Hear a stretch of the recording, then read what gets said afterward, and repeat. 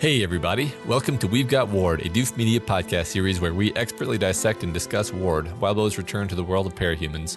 My name is Matt Freeman, and I just wanted to say, Scott, I've really enjoyed this podcast, and I was wondering if you'd be up for doing it again sometime? And I'm Scott Daly, and Oh, okay. Yeah, no strings attached. Right, just the one podcast then. I mean, you said you were okay with it. Yeah, no, it's fine. Let's just get on with it. This is the weekly podcast where Matt and I eagerly dive into Wildbow's world of hands-free hair braiding, deliberately disobeying orders, and alien-based death powers as we analyze and interpret this ongoing web serial. This week on the show, we continue Arc 17, Sundown, with chapters 17.7 and 17.8. After washing all that sex off, Victoria heads back to the Warden's Situation Room, where she proceeds to ignore all of the orders and advice she gets, which maybe ended up being a good thing? Matt, what did you think of these two chapters? Yeah, as you say, we're in a very interesting place here where we kind of know that Victoria's misbehaving, and she's doing it for all the right reasons, right? Sure. I think we're going to talk today about how she's basically, at this point in the story, she's the loose cannon. That's the trope that we're going to be talking about today. Sure. But we're worried about her. I'm worried about her, at least. That's where I am right now. Yeah, I mean, it's interesting because, and I think one of the things I'm going to talk about over and over again throughout this part of the book is that I'm very worried about her, but also like the recklessness with which she continues to behave seems to keep working out. Like at the end of these chapters, they're going to successfully talk Amy down and prevent an all-out war between two sides. And they're going to do that largely with Victoria's help. And that is a direct disobeyment of any order or command she was given. So it's like, on the one hand, worried about her, don't think she should be behaving this way. On the other, kind of keeps working out for her. Yeah, and it's obviously super entertaining. Yeah, of course. And one thing about these chapters I can't wait to get into is just the way, the setup of the situation of having a character who's watching distant things happen on screens. Yeah. And how well that actually works for me. It's a really cool device. I think it's doing very specific things in this arc that's all about being disconnected, being alone. And now we're watching events of something through and a third party, not directly from our character experiencing them. I like it a lot. Yeah. All right, let's get on into, well, first, one announcement. The Halloween costume contest ends, it ends November Friday, 1st, right? Yeah, technically, Friday. Yeah. But this episode is going to be released on Halloween, so you basically have like a day after this episode is released to get your submission in to gotwormpod@gmail.com. We look forward to those submissions. Yeah, I've seen some people posting their worm-themed costumes on the subreddit, and I'm like, I know that those people haven't entered the contest yet, so I'm like, you already made the costume. Yeah. Here's a chance to just get a prize. So yeah, get those entries in. I think this is a lot of fun, and I hope we get a lot of great entries. So Halloween is now technically, so just do it. All right, so let's get into 17.7. Victoria showers, not to clean herself of the evidence of her sinful actions. No, certainly not. But rather to give herself a space for spacing out. And as she stands in the shower, she takes inventory of her injuries and scars.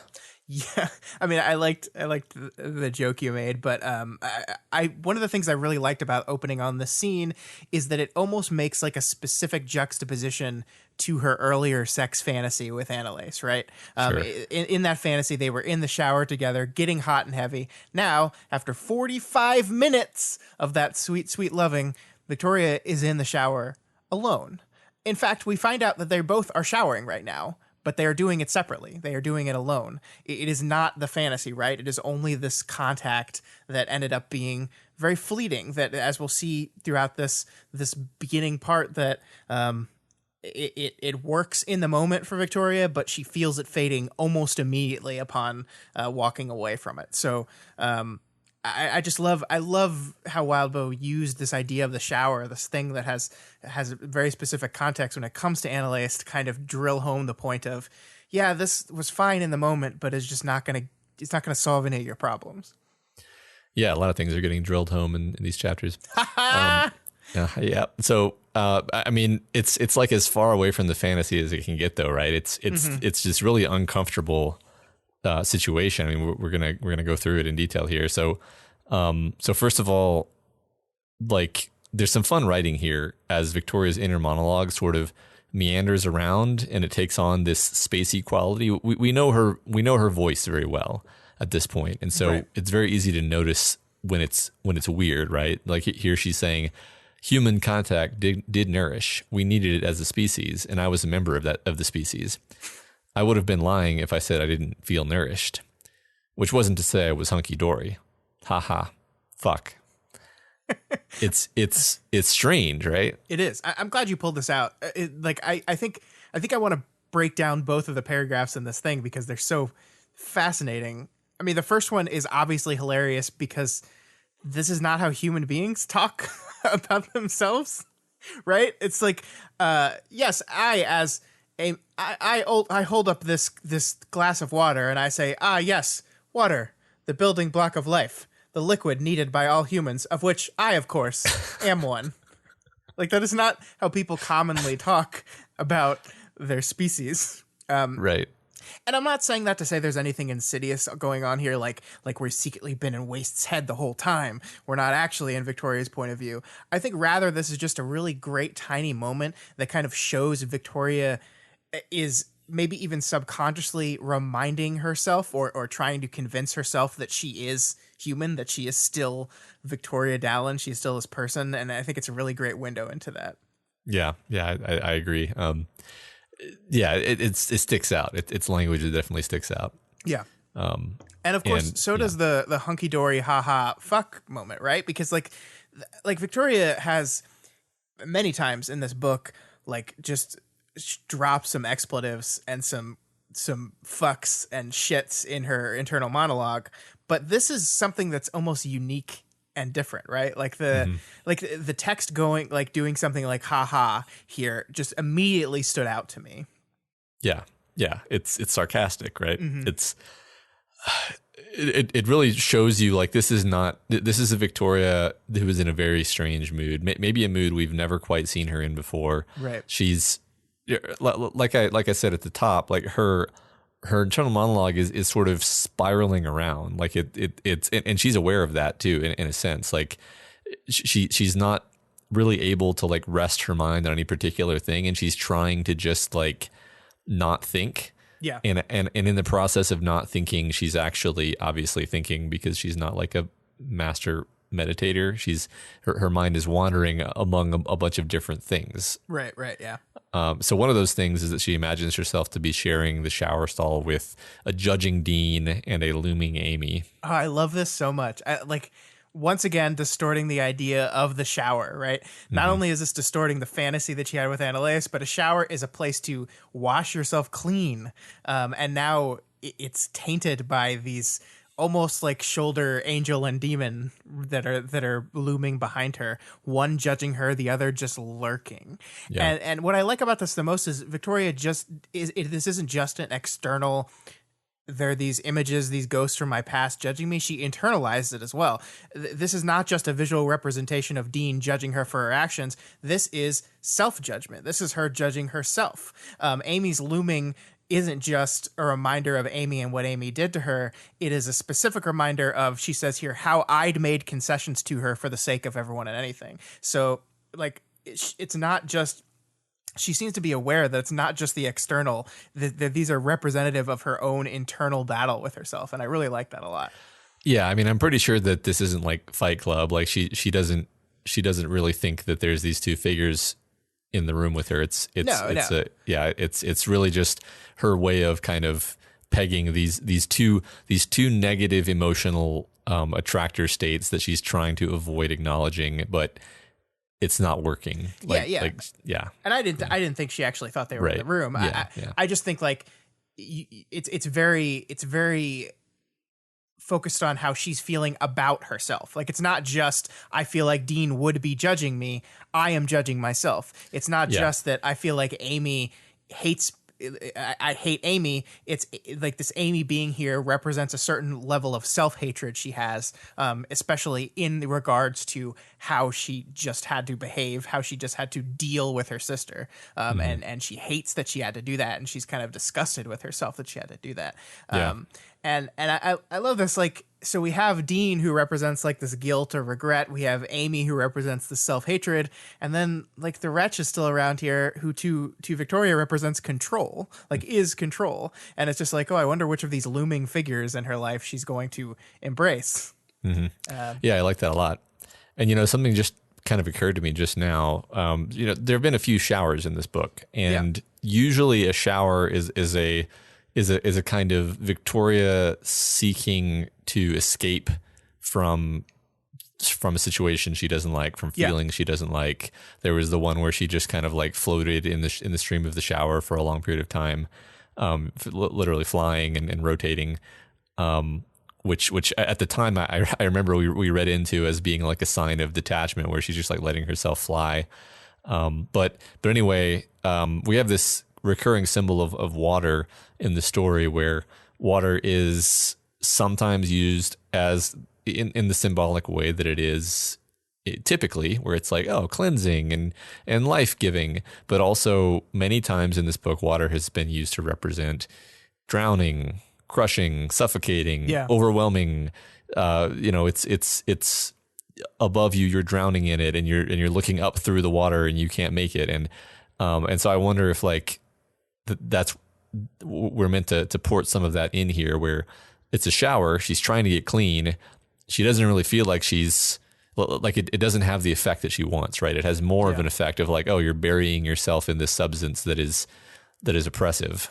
Yeah, I think you're absolutely right there. And I think one of the things that an interesting wrinkle on that is this idea that she tells herself at least twice in this opening part that she doesn't need to get clean, right? That she just took a shower. Like, she just took a shower before, like, not too long ago, and this is an unnecessary shower. She does not need to cleanse herself, but she's doing it anyway. And here in this place where she didn't need it anyway, her thoughts are literally invading the space. And I think that's very interesting. I wonder if that shows like this idea of I didn't need to clean myself, like shows, I don't want to say like a lack of remorse, because I don't think she's specifically done anything wrong, but like we see her kind of in these two chapters double down on the ignoring of all the orders and commands that she's been given. And I wonder if it shows like, oh, I don't need to clean. I like there's no, I haven't done anything wrong type of thing. Yeah, I don't need to wash my hands of this because I don't accept that I've done anything wrong. I like that. I like that a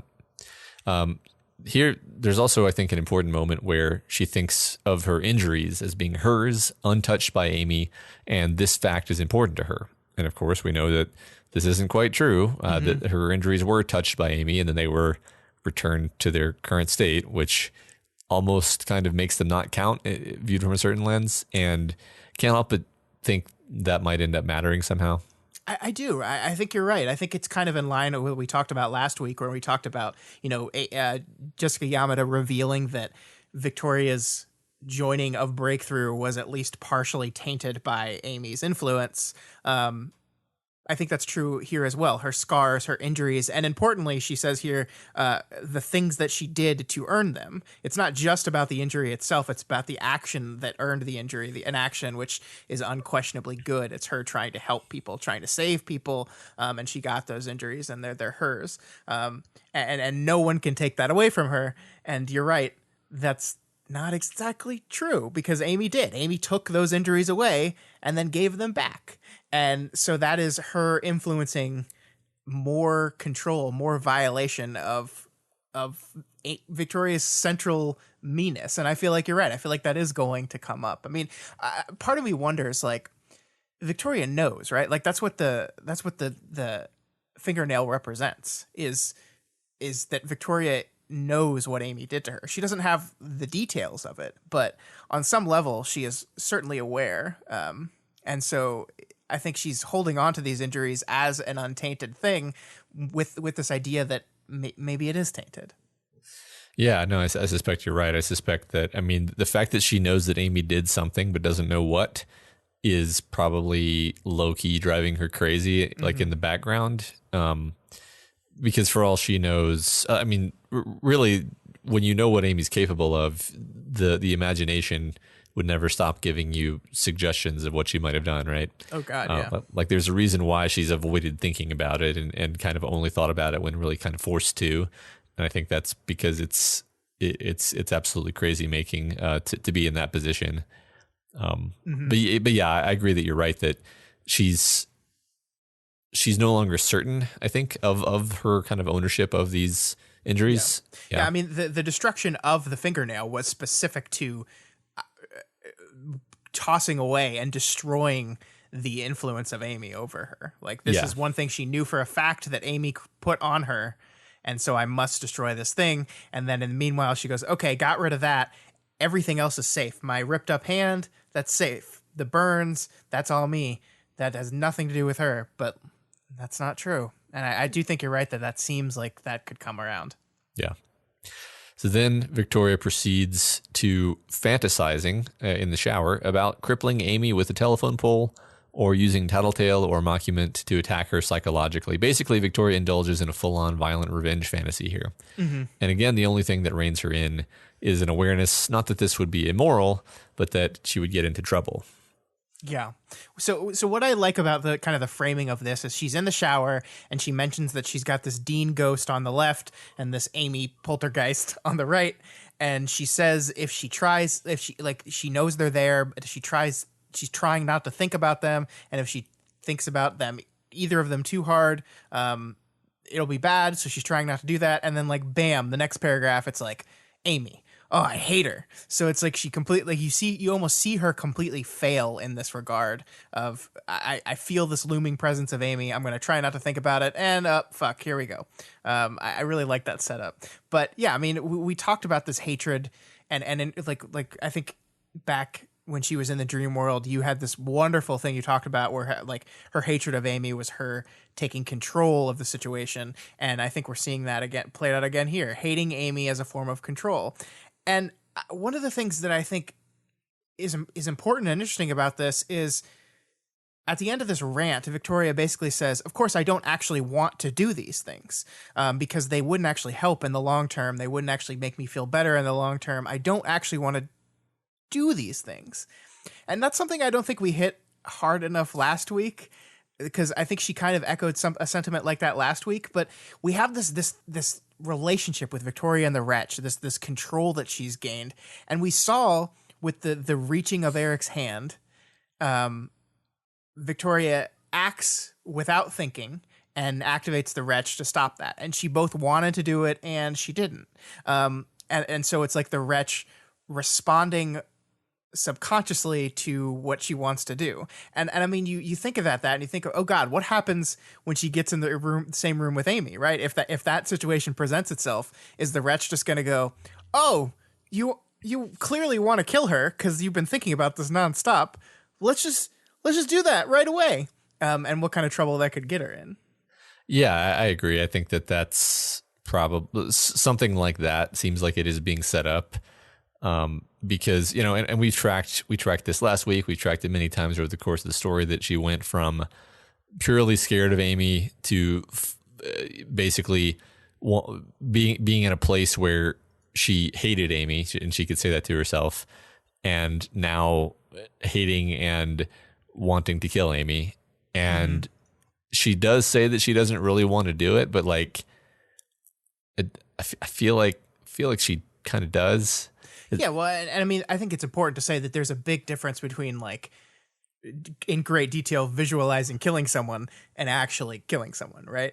And, and the reason why I think this is important is because I think what we've seen with the shards, they don't deal in subtlety and nuance that well. Like I think these are alien creatures who have a very base understanding of the complexity of humanity and the things we think about versus the things that we do. And I could just very much see this I'm helping shard just go, oh, okay, sure, let's do it. Yeah.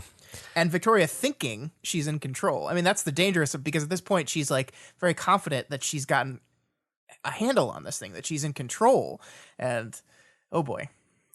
Yeah, I think you're exactly right, especially when her reason not to do it is like, oh, I would go to jail. And it's like, I don't think Waste gives half a shit about that. Yeah. What is jail? Yeah. To the extent, I don't know. I think you're right. I mean, in a sense, I mean, I don't know exactly what's going to happen, but I definitely feel like something's being set up here. Yeah, I mean, I think there's a reason why we are specifically avoiding having these two characters in the same room for a while. That's true. It's true.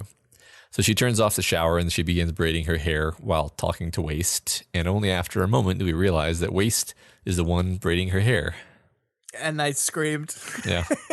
So I want to talk to you about this for a bit, Matt, because we've had conversations before how this control and this interaction with Waste could be seen as a good thing. And these are things that I kind of agree with as a symbol of forward progress in Victoria. If we do the whole powers as trauma thing, could be seen as Victoria, accepting her trauma and coming to terms with it. And so this acknowledging it and not trying to run from it or not trying to push it out of her life, but acknowledge and deal with it. And the result is this closer interaction.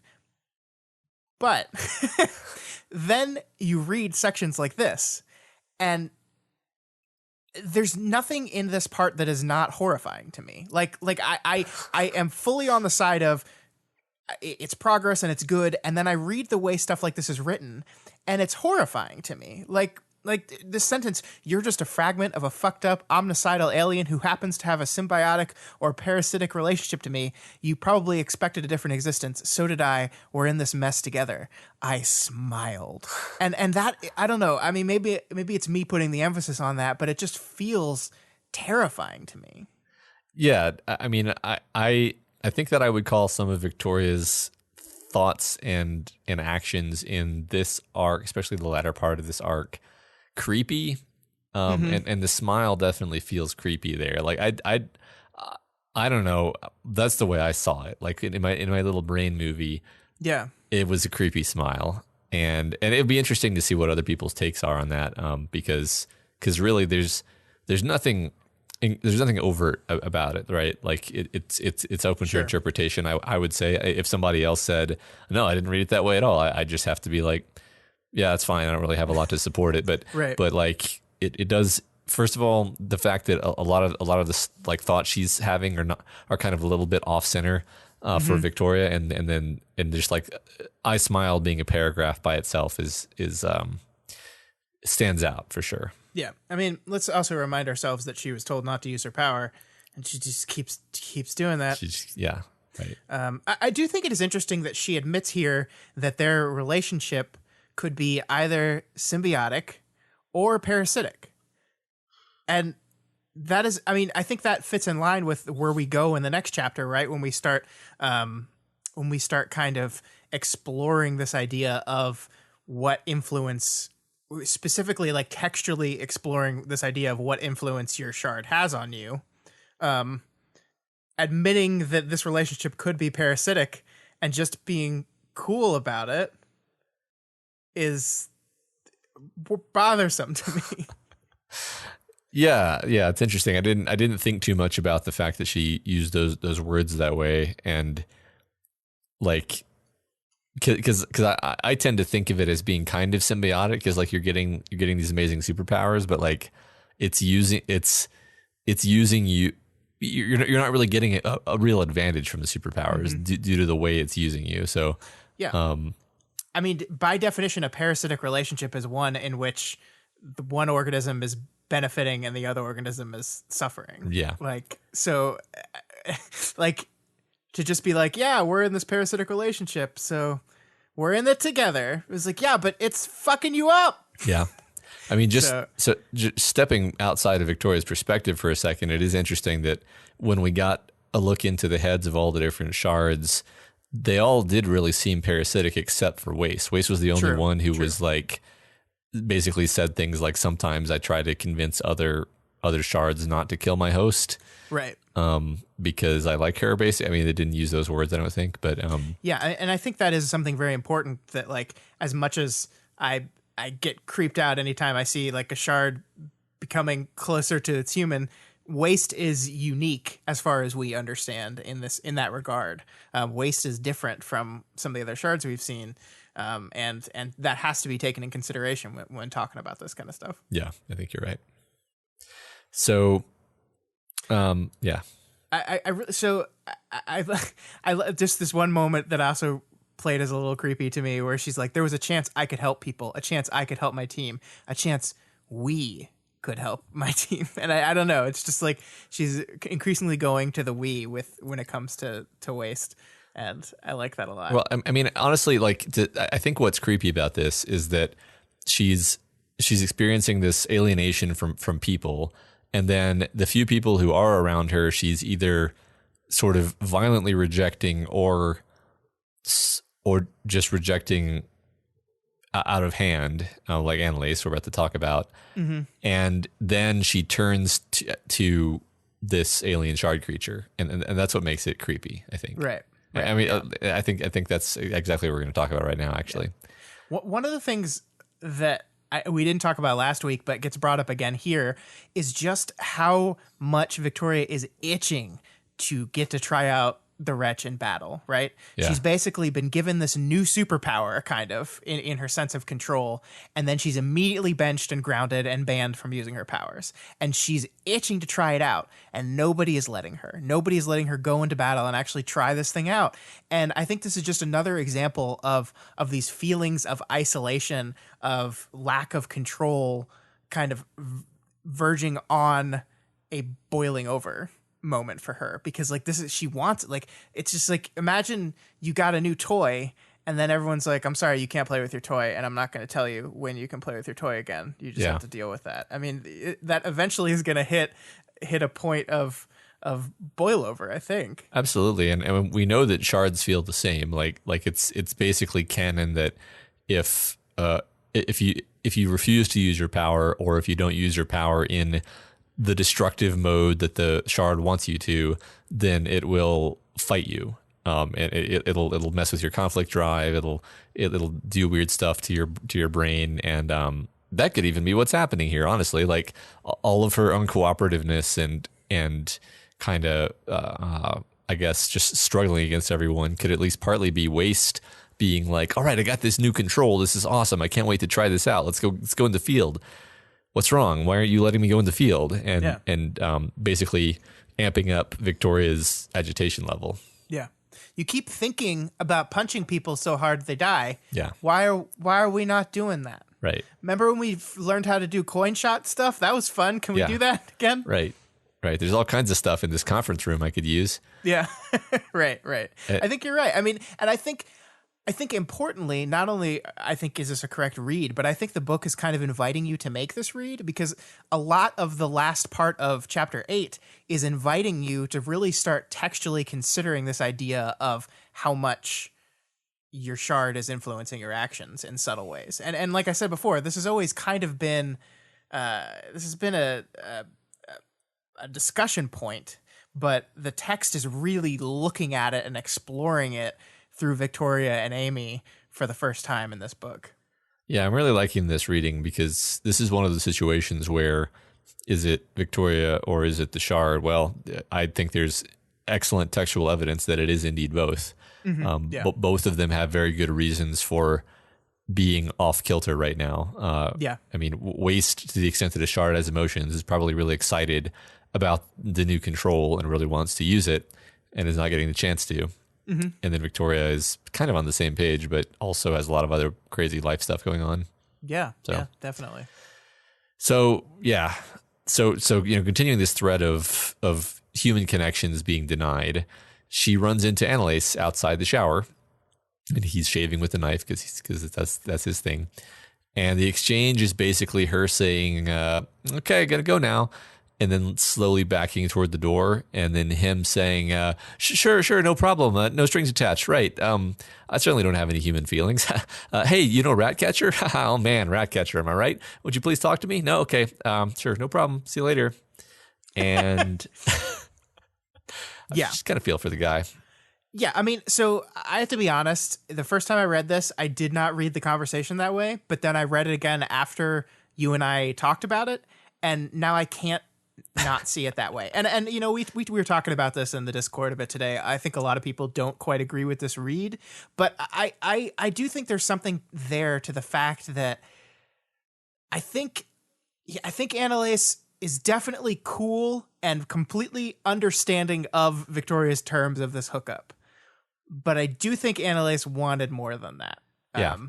And I'm not saying any of this to like admonish Victoria for her behavior. I think it's absolutely fine. You set the terms, you abided by the terms. But I do think there is a reading of this conversation that is exactly what you said, where Annalise is like, so what do we do now? Do we small talk? And then Victoria's like, yeah, I could just leave. And then he's like, oh, yeah, okay. So a Ratcatcher. Yeah. Let me talk about that. Exactly. She basically tries to end the conversation politely. He tries to continue the conversation. They bat back and forth a couple of exchanges, and then she does leave. Yeah. And, you know, I went back and I looked at the actual chapter when he asks her out. And it was interesting because I feel like some people, including me, like our memories have been twisted by expectation because if you asked me, did he suggest that they just have like a hookup? I would have said like, yeah, that sounds right. No, that's not what happened. He liked her. He wanted to get to know her. He wanted to spend time with her. And it was a very kind of like, relatively innocent and just kind of straightforward, like asking someone out if they want to have coffee later or just hang out later. It was not a sexual overture, which is like how my brain has twisted it because that's kind of all Victoria cares about. Right. So just like I think that's worth pointing out is that he definitely always did want something more than that. So the reason I bring all this up, like, yeah, it's all shucks, poor Annalise, but also like, here's a human being kind of holding out his hand to her, offering more meaningful human connection than just the sex, which she says nourished her, but she kind of seems to get over pretty quickly. And she basically says, no thanks, and then leaves, and then instead reaches out to have this one-sided conversation with Waste. Yeah. I think you're absolutely right. I think that is why it matters, and that is why I ended up just really enjoying a read of it because, and I think that could be true regardless of whether or not you think like Annalise is like hopelessly in love with Victoria or not, right? Like whether or not he actually wants more out of this relationship or not. This is a scene in which he is trying to have a human conversation about stuff he's dealing with. And Victoria, a woman who has repeatedly throughout this arc talked about how lonely and alone she was, rejects that connection. That is unquestionably textually true. That is what happens. Yeah. She walks away from it and she has a nice conversation with her alien head parasite. And that is significant for sure. Yeah. And yeah, I mean, it is like, it's really fascinating. One of the things I wanted to touch on before we move on from this is part of Annalise's conversation about Ratcatcher is this idea of, I want to give her another shot because I don't want to be a person that lives with regrets and the world could be ending. So I need to do this now because we might not get an opportunity to do this later and I don't want to live with regrets. And of course that is significant because Victoria is going to live with regrets. In fact, a couple paragraphs later, she says, I was going to regret the shit out of this. And so I think that is once again, like, and she doesn't really even acknowledge that fact, right? She doesn't acknowledge the difference between him, a person that she likes and respects, trying to do the right thing to a person that's been hurt. And her was just like, well, regrets. Okay. Yeah, no, I love that. I think it's interesting. I was actually paying too much attention to the context of the conversation with Annalise to pay to pay much attention to the substance of what he was actually saying. But yeah, that's a great pull that he's talking about regrets, and a lot about their interaction can be framed in terms of regrets. Yeah. That's really interesting. Yeah. And so the end of this conversation, the talk with Waste here is like she's basically talking about how she's benched and she's frustrated because she can't really try out all the new Waste stuff, and she goes on this long conversation about how she really wants to experiment and understand this relationship that they have. And then we get this wonderful gem as she walks into the Situation Room again, where she says to herself, "Hands, no powers. I reminded myself as I got to the Situation Room." So we're at the state now, Matt, where Victoria's fusion with the Wretch has become so extreme that she has to consciously remind herself to use her hands. Yeah, right. Like that's the fact that it's one of these things where it's like the fact that it's not worrying is more worrying than the fact of it itself. Yeah. Yeah. And I mean, the other thing that I think matters about this is like there's been a lot of arguing between Victoria and Eric in this chapter and in next chapter about what specifically she is denied from doing, right? Like, was it really the wardens that ordered her to not to have any contact? Was it really the wardens that did this, or this, or is this just Eric being an asshole? But in this moment, her reminding herself to not use her powers, at least, is her acknowledging the fact that she's not supposed to use her powers, right? Yeah. So like that, whether or not that was explicitly handed down from on high under this new benching, she seems to be aware that if she were to use her powers in this room, people would not be happy about it. So, I mean, whether or not it's literal or not, she knows it's wrong. And I think that is true for all her behavior in this chapter. Yeah, it's a lot of sort of risky behavior, I guess you could call it. Yeah, I think that makes sense. Like risk-seeking behavior even. Yeah. So she returns to the Situation Room, and she's almost immediately confronted by Eric, who, contrary to her understanding, thinks that he was put in charge of her. And, thinking about Eric this week, I had a realization. Bad Boys, Lethal Weapon. Eric is the hapless schmuck who is put in charge, who is told to keep an eye on our loose cannon cop heroes by the police chief after the chief has confiscated their badges and guns. But of course, before they've rescued the shipping container full of, trafficked people. Basically, Eric's role is to be hated and foiled. That's his purpose in the story. The problem is that it's Wildbow, and he writes good, realistic characters, and so people can't help but get in his head. I think it's a very interesting phenomenon, actually. Yeah, I love this. I totally agree, because to take your metaphor and extend it further, if Victoria is a cop, Eric is internal affairs. Mm-hmm. And nobody in buddy cop movies likes internal affairs, right? They're the annoying ones that tell the cop, who we know is right and good, but sometimes doesn't follow the letter of the law, that they're not allowed to do the thing, when clearly they should do the thing. And if internal affairs would just get off their back, they'd be able to do the thing successfully and save the world. So I think you're absolutely right that is Eric's role in the story, and that is why Eric is very frustrating a character. He's kind of designed that way. Absolutely. That's the trope, yeah. Yeah. Come to think of it, our pop culture view of internal affairs goes a long way to explain the issues with police our country has. But that is a conversation for our new podcast, Doof Save America, our politics podcast.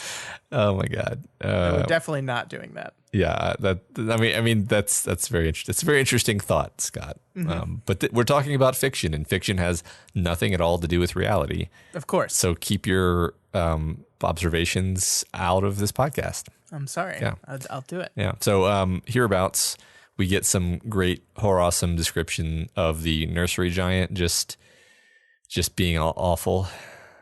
Yeah, and Matt, I mean, the truly great thing about this podcast that we run is that we could just move over this and not force you, the listener, to re-experience all these awful descriptions of these things Nursery is doing. Or one half of the screen for the nursery giantess wreathed by a pile of her creations, the men giving birth to the flesh trees from anus and urethra, the women mostly doing so with the more conventional route. Fluids pooled and drooled around the mass, with the flesh trees bowing as their fruits grew by the second, getting heavier, from baby to adult, in a matter of minutes. That was nice. Yeah, that was thanks, because I almost didn't have a perfect rendering of that in my brain, but now I do. So yeah, because you read it out loud.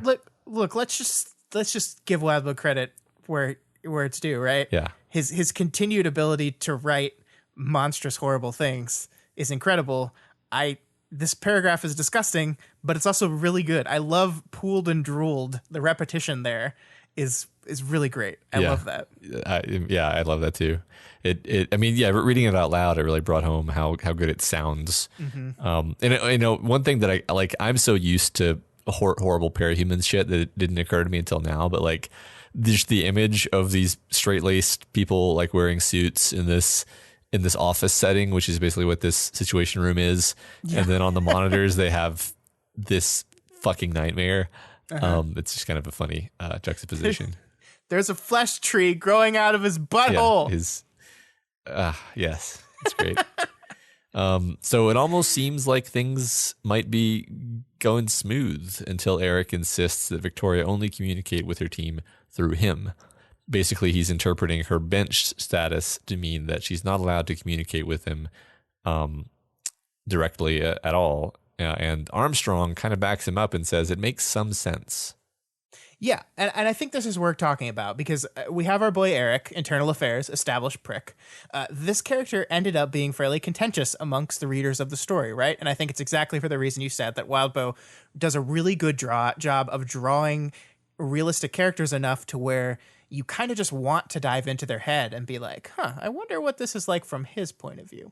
But so that's Eric, and people have disagreements about Eric, and that's fine. But Wildbow like isn't interested, and I'm appreciative of this. He isn't interested in like textually clarifying what he means by the character, right? Like he doesn't want to like swoop into the conversation and say, actually, this is the right side. But what he does, however, and I think this is actually brilliant, is he brings Armstrong into this scene to provide some additional context. So now we don't just have Eric making rules and demands, which are suspect per our point of view character, and because we kind of think he's a prick, we have this character who is a non-cape, yes, but he's trusted, he's known, he has a long history with a few of our protagonist's favorite people, including her best friend, and he is here to provide his opinion. So we still have Eric, and your interpretation of Eric can stand wherever it wants to be. I'm not interested in fighting people about that. But Armstrong is here, and is here saying words like, if they're concerned, don't feed those concerns. So regardless of what you think about Eric, when Armstrong is backing it up and saying, yeah, it makes sense. Just, I don't know if that's literally the way it is, but if they're worried about you, don't do anything to validate those worries. You should listen to him when he does that. Totally. And I think that's what this part is doing. Yeah, I mean, what we know of Armstrong, he's this incredibly perceptive and empathic person, and it almost makes me wonder, like he doesn't take up a lot of real estate in these chapters, but knowing what we know about him, you have to wonder if he doesn't just totally have Victoria's number, and because that's like the perfect thing to say to her. I mean, it doesn't right. work, but it's what she should be listening to. If they're concerned, don't feed those concerns. You should just sit on your hands right now. Yeah, you could argue with me and say, hey, her intervention in this scene was what led to their success. That's probably true, but they're probably going to be really concerned if they figure out what you were doing, Victoria. You're only going to get in more trouble, and that's not what you want. So. Right, right. Or you could phrase it as you're risking winning the battle and losing the war. So yeah, I think that is absolutely right, and I think that's where I'm going to land with this as we talk through it, because one of the things we see here is like she's in this chapter, especially in the next chapter, she's like screaming out, like, listen to me here, like take my advice, listen to my advice. And it's what we know as good advice, especially when it comes to Amy. And everyone's like, no, let's let someone else do it. You trusted Tattletale to handle this.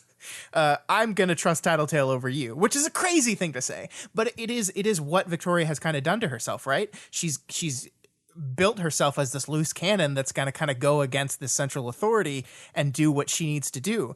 And even when she is right, sometimes what it does is it alienates you from other people, because people can't trust your judgment anymore. And so regardless of whether it's right, you are pushing people away from you. Yeah. And you are you are creating the situation in which you are screaming at people to listen to you and trust your judgment.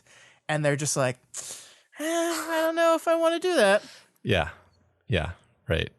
I mean, yeah, I think, I think that's what we're setting up here. I think that this idea that her behavior, while sort of proximally the right move to solve this exact problem that's happening right now, is strategically unwise. I mean, say what you want about Eric being a massive prick, but it was strategically unwise of her to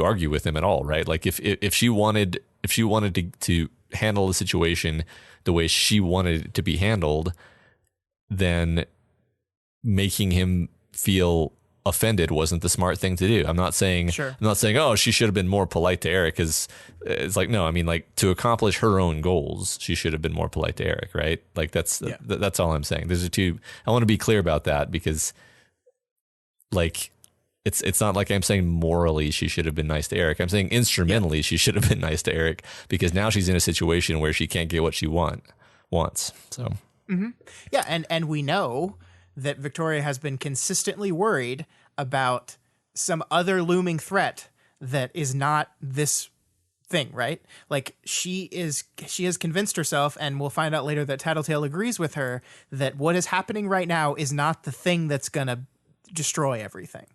And she knows that. And okay, what if she figures out what that thing is? And then she goes to the wardens and says, I figured it out. It's this. And they're like, Victoria, we can't, like, I don't trust your judgment anymore. Exactly. Like, look at the way you've been behaving. And then suddenly it's like, oh shit. So yeah, I mean, I do think there's win the battle, lose the war type of situation here.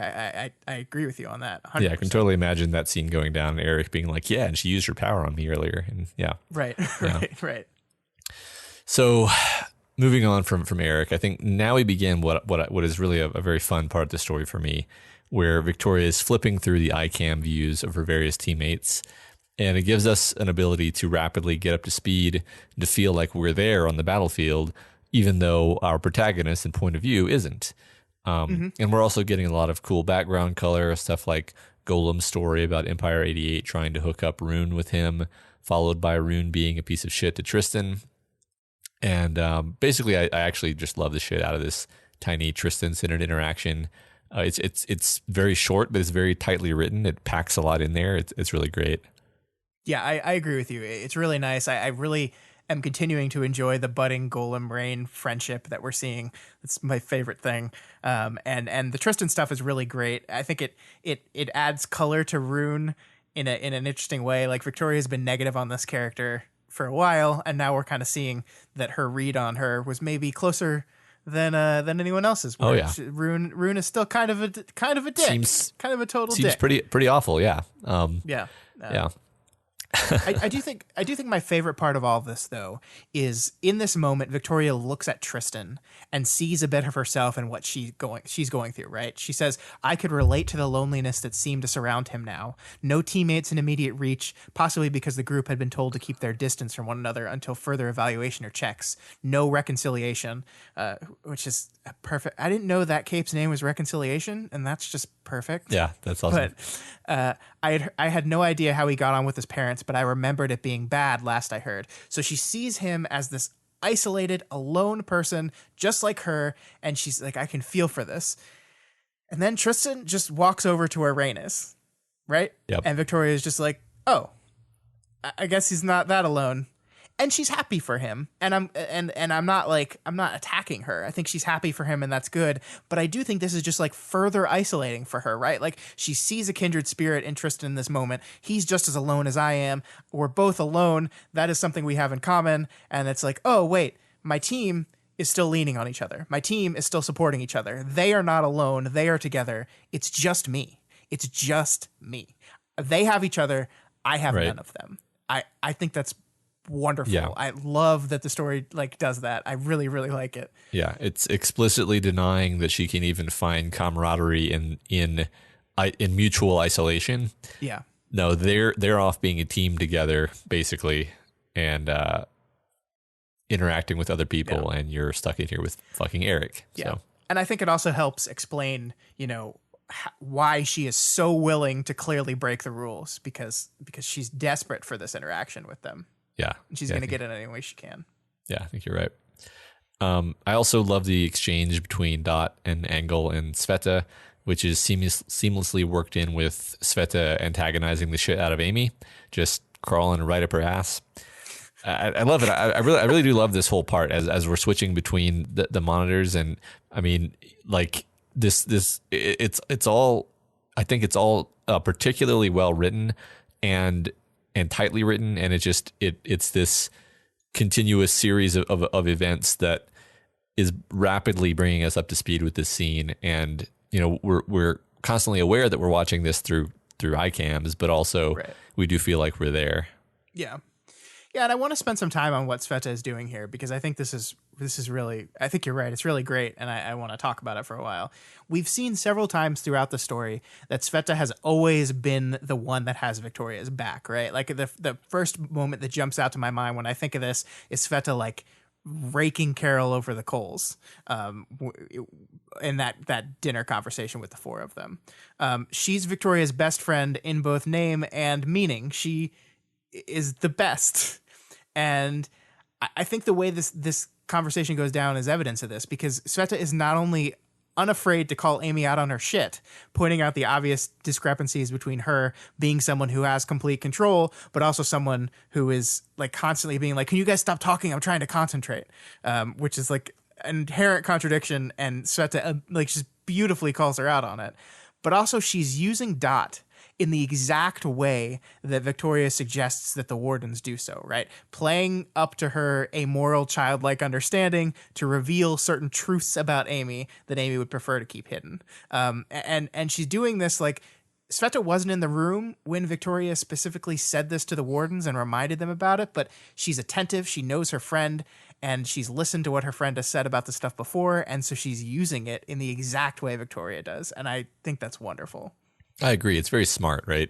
Mm-hmm. It's always nice to see that even the side characters are exercising agency and being clever, and that's obviously one element. I think we even talked about this in Worm. This just the idea that it's one thing that always makes a story feel particularly fleshed out and great is when the background characters show that they've been going on with their lives when you haven't been paying attention, which is kind of what's happening here.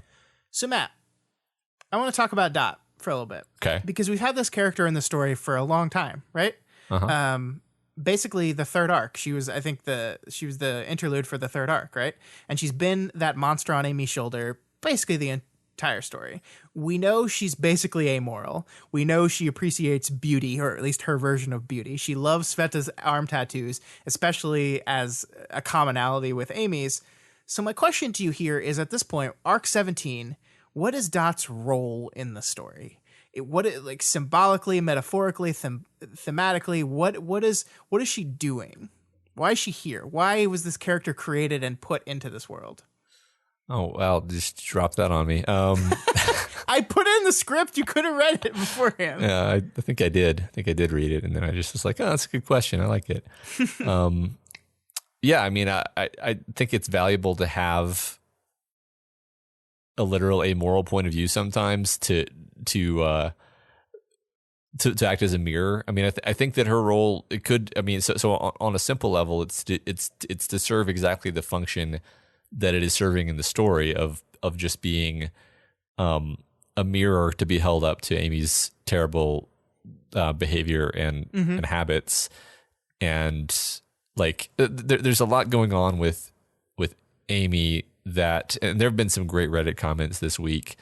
One in particular that basically talked about Amy as an abuser, as a specific kind of abuser who follows kind of very well-defined patterns of behavior. And others have pointed out that that Amy's a narcissist. I forget the other designation that someone applied to her that seemed to fit really well. But basically, in all these different contexts, I think it can be valuable to have a kind of neutral, disinterested third party just say out loud the things that a person like that is doing, because then they can't maneuver around it anymore.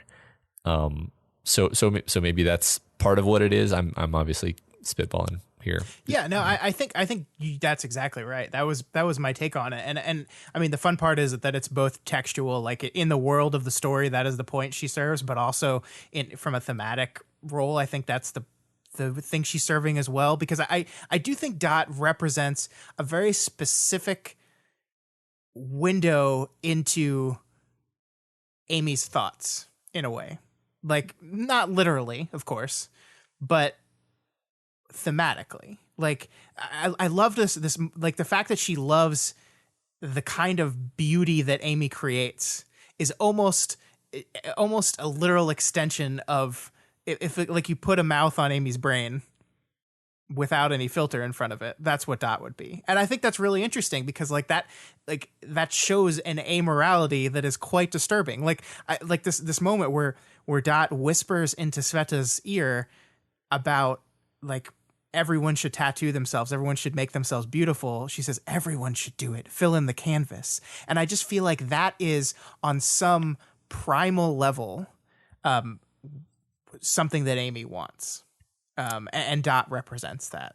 I like that. Yeah.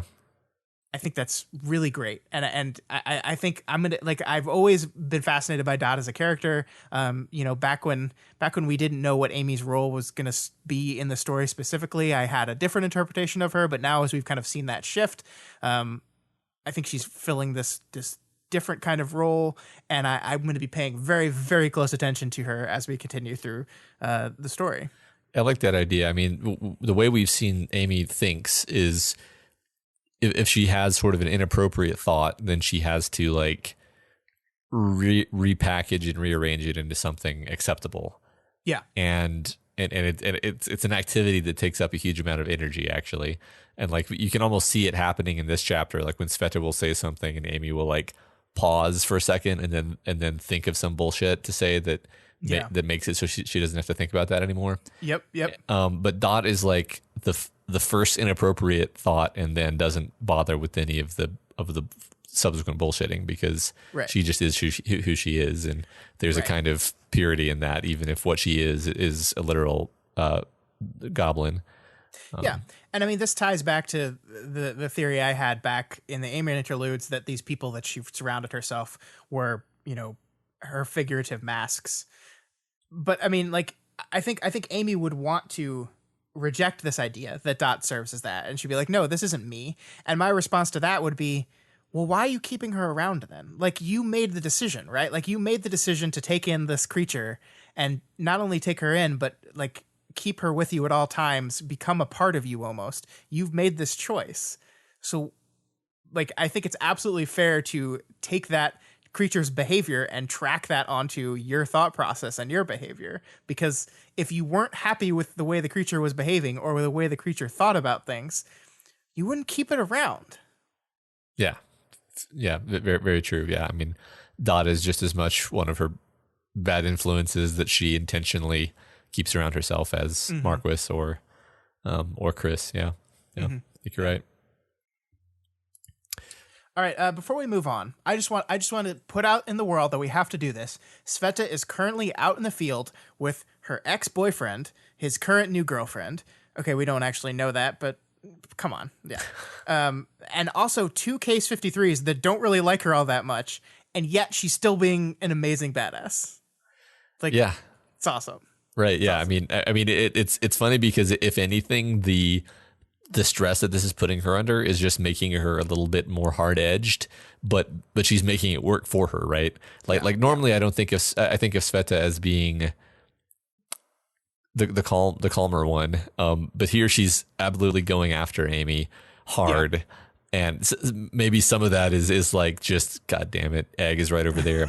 I fucking hate Egg so much, but I'm going to channel that in a productive direction. I think so. Yeah.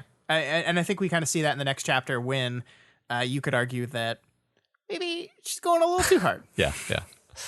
Speaking of Egg, somebody says hatch. So Egg begins his changer transformation, I guess, hatching into some kind of horrible thing that I'm sure will be subjected to later. Scott, what does it mean when he says, "Nah, she's herself, so are her sisters"? What? I don't know. What? I don't want to know.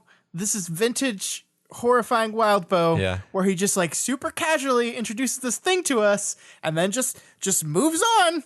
Yeah. And we're just supposed to be like, oh, okay. Yeah. I guess that's a thing that's in this world now. Yeah. Egg is gonna hatch she out of himself, and she has sisters.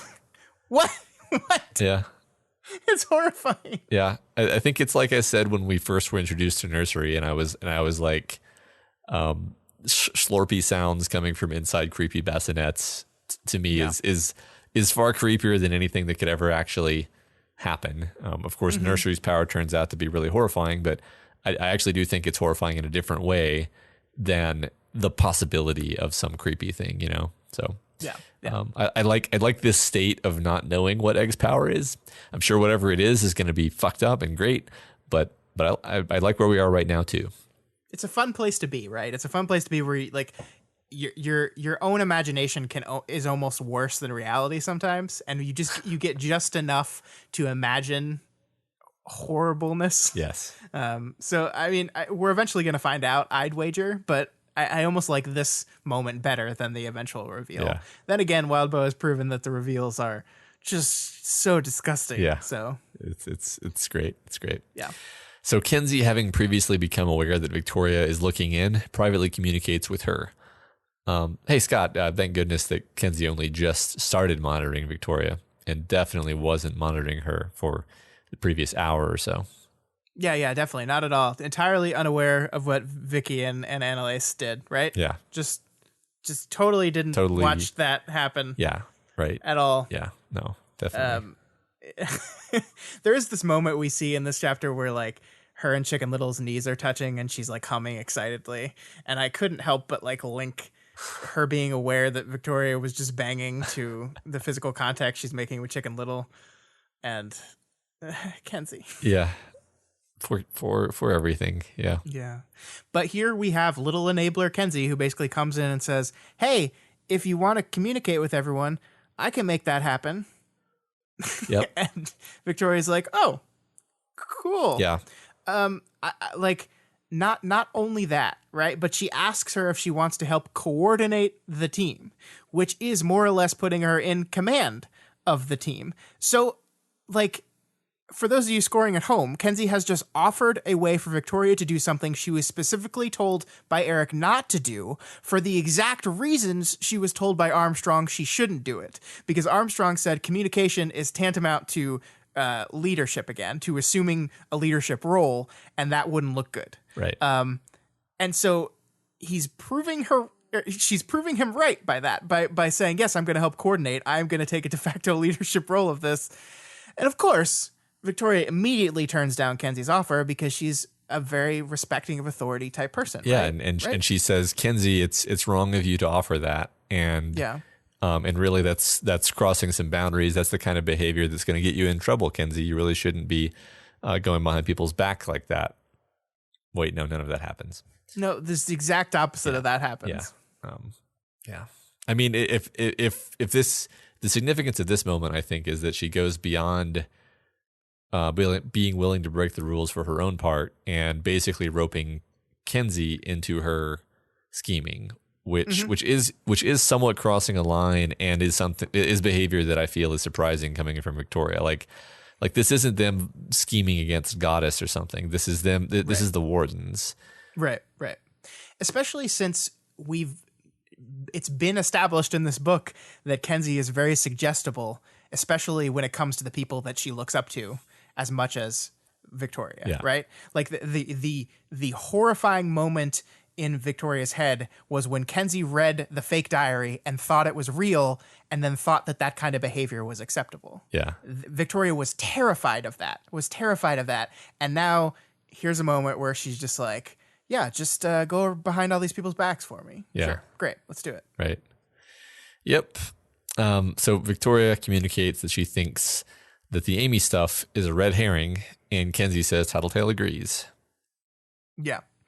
And we talked about this a little bit earlier, but and we've talked about it before on some past episodes, but we've never really dwelled on it because, frankly, there's not much to say here yet other than, who do you think it is? I don't know. Who do you think it is? I do think that it is very interesting and important that the text has basically been hitting this beat at least once per chapter in this entire arc, right?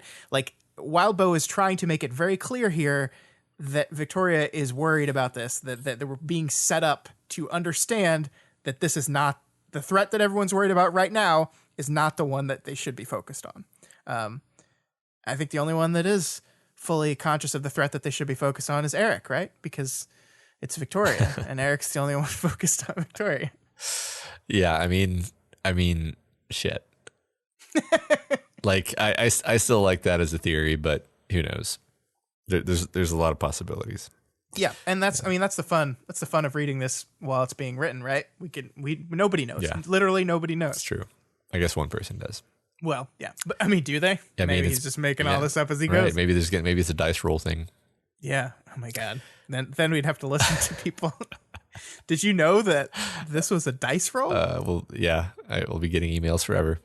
I see that comment in every single I just finished Worm thread on the subreddit. Yeah, I mean, you can hardly blame people, but also, yeah, you're right. I mean, it is cool, but I think it is not as cool as people make it out to be. Yeah. So I also love this moment here toward the end of the chapter where Tattletale is saying, I think jamming something that looks like a bunch of forks welded together into my eye is the sort of thing that makes headaches worse. It's painless, Kenzie said, and it's important. There was a pause. I could imagine that great Titanic agent working with crystals, drawing connections, pulling up data. Sure. And that's just great because, yeah, I almost like, it's one of those things where you didn't even have to acknowledge the fact that she was using her power there, but it's just I just like that you see her figuring out what's going on, and Kenzie, that's all Kenzie had to say to her. I just thought that was fun. Yeah, and I mean, it's Victoria acknowledging it as well. Yeah. It is the story showing that Victoria has a understanding of Tattletale that she has never had before. Yes, yeah. To modify my statement, I'm not saying that I don't like that Victoria thinks about that, because exactly that shows, like, yeah, now there's an understanding between the two of them that wasn't there before. So yeah, mm-hmm. Yeah. And we get the whole Victoria Tattletale team up 2.0, 3.0. How many point ohs do we have? That's a good question. I don't really know how to count them, but I love that this is a continuing thing throughout the story. So yeah, I do too. Especially since they started off on such opposite sides, and now Victoria is like, yes, the only person I can trust. Right. Yeah, seriously. All right, let's get on to 17.8. Yes. And Victoria starts off the chapter thinking this is going to be a juggling act. Well, good thing she has like 10 arms now. Wow. Wow. I mean, that's just confirmation that Victoria's been secretly typing with the wretch the whole time, right? That's how she's communicating. She's just, her hands are in her lap, and the wretch is just typing away on the keyboard. That would be funny if we found that out. The funny part is that it's entirely possible that Victoria would do that and not even notice it at this point. True. That would be interesting. Yeah, that would be an interesting twist. I don't think it's actually happening, but it would be very funny. Yeah. I mean, it would be sneaky, right? Because then no one would even see that she was typing, although they'd probably hear it. But yeah, anyway. You just hear. Yeah, it's not at all creepy. Yeah. So most of this chapter is actually written from this roving Victoria camera point of view, such that we feel like we're we're there. We're present at this confrontation as it unfolds, and we understand that there are a bunch of hero capes present, and then there's a contingent of Sheen capes, and the Axis of Assholes shows up too, which is my name for the fallen and prison escapees. That's great. I like it. I dub it the Axis of Assholes. Done. There. Good. I agree. Like this central structural idea of all the events of this chapter taking place in the point of view of someone observing it is an interesting one. And I think it matters a whole bunch because we're not really there, of course. Victoria isn't really there, even though she's in communication with her team. There is still this distance, literally and metaphorically, between Victoria and the scene she's witnessing. And the difference here, I think, is this idea of control, right? Victoria is not there, and therefore she isn't in control of these situations. And we see throughout this chapter that even if we feel at times we're in the point of view of someone who's literally there in the scene, when stuff starts to go down, that lack of control really, really frustrates her. She sees conversations going in directions she doesn't want it to, and she wants to be able to step in and right them. I would do it this way. Tattletale's doing it this way. I wouldn't do it this way. I would do it this way. Sveta is talking to Amy. No, you can't do it that way. So, like, once again, we have this. She's alone. She's cut off. And she's frustrated, and she's trying to assert her control over the situations wherever she can. And when she's not able to, she gets more and more and more agitated. Yeah, I mean, there's situations here where I feel like if she were actually present, she wouldn't necessarily think it was as big a deal as she appears to think from her distant point of view. If that makes sense. Yeah. Like the Kinsey stuff. I mean, okay, I guess I get that Kinsey just went through this horrible night. Everything that Victoria says is factually accurate. But also, like, Tattletale's got it covered, right? I mean, I think at some point you need to trust in the people around to handle it. And, like, I think it is when we get to the way Tattletale handles it. Yeah. I mean, I think Victoria is frustrated specifically because I wouldn't have done it that way. Well, just because you wouldn't have done it that way doesn't mean it's not a good way or an acceptable way to handle it. And it's all about control, right? Like it's not the way she did it. She doesn't have control over the way it's being done, and that frustrates her. Yeah. So I think it's unfair, and you weren't saying this. I'm just for myself saying, like, I think it's unfair to say Victoria is a control freak. I think Carol's a control freak. But I think that the headspace that Victoria's in right now is the closest we've ever seen to her being a control freak. Like she can't stand that she isn't in control. And because in the past, there've been situations where she wasn't in control and it wasn't fantastic, but it neither did it like cause her to yell at people. Yeah. And right now, like you pointed out, the lack of control and the feeling of a lack of control and the lack of connections to people and the isolation is just making her kind of lose it. Yeah, I agree with that. Yeah. Yeah, I would not have labeled her as a control freak either.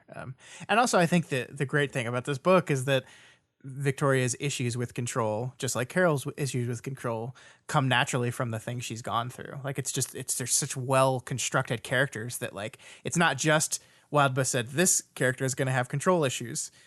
We built the reasons for why those issues would develop. Yeah. I mean, it is essentially rational for them from within their point of view. Yeah. So as we're watching, Sveta continues to address Amy despite Amy having backed off. So basically Sveta's yelling across a distance to her. Yeah, and Victoria can immediately tell that she's, like, agitating her too much. like we said last chapter, Sveta don't put up with no shit right now. And maybe she's, like you said, a little more barbed because of the people she's surrounded with. But unfortunately, that is not the way to win Amy over. I want to give credit to Victoria here because we're being very critical of her in these couple chapters because I think she's behaving in not the best ways.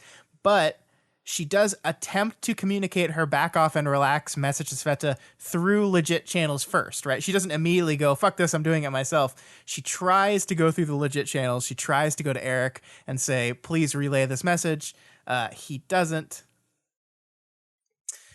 So I want to give her credit for that. Yeah, totally, absolutely. I think so. I mean, I think there is a risk that we're coming down too hard on her, but I think that the purpose of all of this is that we don't want to miss pointing out the fact that this is unusual behavior for Victoria. Yeah. I mean, I would never, I would never have pegged Victoria as like totally submissive to authority, but certainly more so than a lot of other characters in this world, right? Like we've jokingly called Victoria the cop before, and that's because the idea of law and authority are things that were important to Victoria, and it is a change to see her dismiss them as readily as she's doing. Sure. I mean, the first tier of her mantra has always been what do what the authorities say, or the law specifically, what the law says, and here, like, law has sort of been thrown up into the air such that you could interpret the law to mean like, okay, well, the people who are in a position of power and responsibility over you, which would be someone like Scenario or Narwhal, and she has decided that she ain't going to do it. She's not going to do that. She's going to not listen. So, and I do think it's important to remind everyone that she did submit herself to that authority at the beginning of this arc, right? Like they had a choice whether or not to submit themselves to the authority or not. Yeah. And they chose to. Exactly. Yes. And then she decided she wasn't happy with it anymore because they benched her. So, yep. I mean, I kind of like, as much as I freely want to call Eric a prick again, I do, if you take a second, like understand why he would not be like raring to relay messages from Victoria to the battlefield, right? Because like, I mean, obviously her input about Amy is completely correct and actually totally helpful in this situation. We find that out at the end of the chapter. But also she's the girl that threatened to kill her during negotiations, and the wardens might not feel great about her taking advice when it comes to Amy, right? Sure. Like, so I totally get why Eric and even Armstrong to a certain extent will look at it and go, yeah, I mean, maybe you weighing in on this isn't the best right now. Sure. Yeah. I mean, I think we spent a lot of time talking about this idea last week too. Like if you take off your protagonist goggles and you just kind of watch these characters interacting and think about what each of them knows about each of the other ones, Eric and Armstrong, for that matter, are both more or less behaving rationally when they're skeptical of Victoria, and especially when she's like yelling and swatting people with her force field and stuff. So yeah. Gently, Matt. She did it gently. Yeah, I don't know. I don't think it even said she did it gently. Did it? I mean, I might be wrong. She says above all else, it was gentle. Oh, okay, she says that. okay. So I don't know whether she's reinforcing that to convince herself or that's just she was factually stating it. But we have to say it because we don't want to put something in there that wasn't there. That's true. I didn't remember that detail though, so I'm having to recalculate some things. Yeah. So sorry. There was an exchange in here that we're overhearing, where Sveta says, speaking as someone who spent far too long being an actual monster, I could see Egg shift position where he stood a little distance away from Sveta. You can't see me, but I'm nervously tugging at my collar here. Yeah. Yeah. Tact, Sveta. Maybe learn some tact. Yeah. I mean, basically, I feel like we're further building up this tension between the two of them in the background. Like, sure. Like, I mean, from Egg's perspective, this is insult to injury. This fact that he hates her, she's betrayed them. Now she's double betrayed them by getting her body fixed, such as she's literally not one of them anymore, as far as he's concerned. And now she's verbally distancing herself from them, saying, I'm not a monster anymore. You guys are though. Yeah. Those K-53s are monsters. Like, exactly. Fortunately, I got out of that. I totally agree. And that's what I kind of love about all this, because throughout this chapter, we see like all this like complicated shit going down. Tristan is dealing with Rune being terrible. Sveta is hanging out with her ex-boyfriend and Case 53 people, and like that's a tense situation. Later we see Kenzie will almost go down, like would make things really uncomfortable with Chicken Little again, to the point where that might be a breaking situation. These are like all extremely delicate situations, and Victoria does not have control over any of them, right? Like she cannot help. She's not there. Yeah. And she can try to communicate and try to steer the conversation, but that's very removed. It is not direct control. She's not used to being in this situation, and you can see that she's noting all these tense situations and can't do anything about it. Oh yeah, perfectly. Yeah, I mean the fact that the chapter primes us by saying it's going to be juggling, because there are all these hot potatoes all over the place. Yeah, and it's got to be just even more frustrating. Not only can she not take a hand in the situation with Amy directly, but she, like you just said, can't take a hand in all these other little micro sub situations that are just completely fraught with possibility to explode. And yeah, it's I mean, it's frustrating for her. It's frustrating for us. It's tense for us because we know exactly what all of this means. It's really just great setup, I think. Yeah, and we know, I mean, this has been her role in her team from the beginning, right? Like if you would have asked her, she'd be like balancing and dealing with the problems of her team and helping them before they get too bad. It was like her role. And now she's been kind of like forcefully removed from that and not comfortable with it. Yeah, I like that.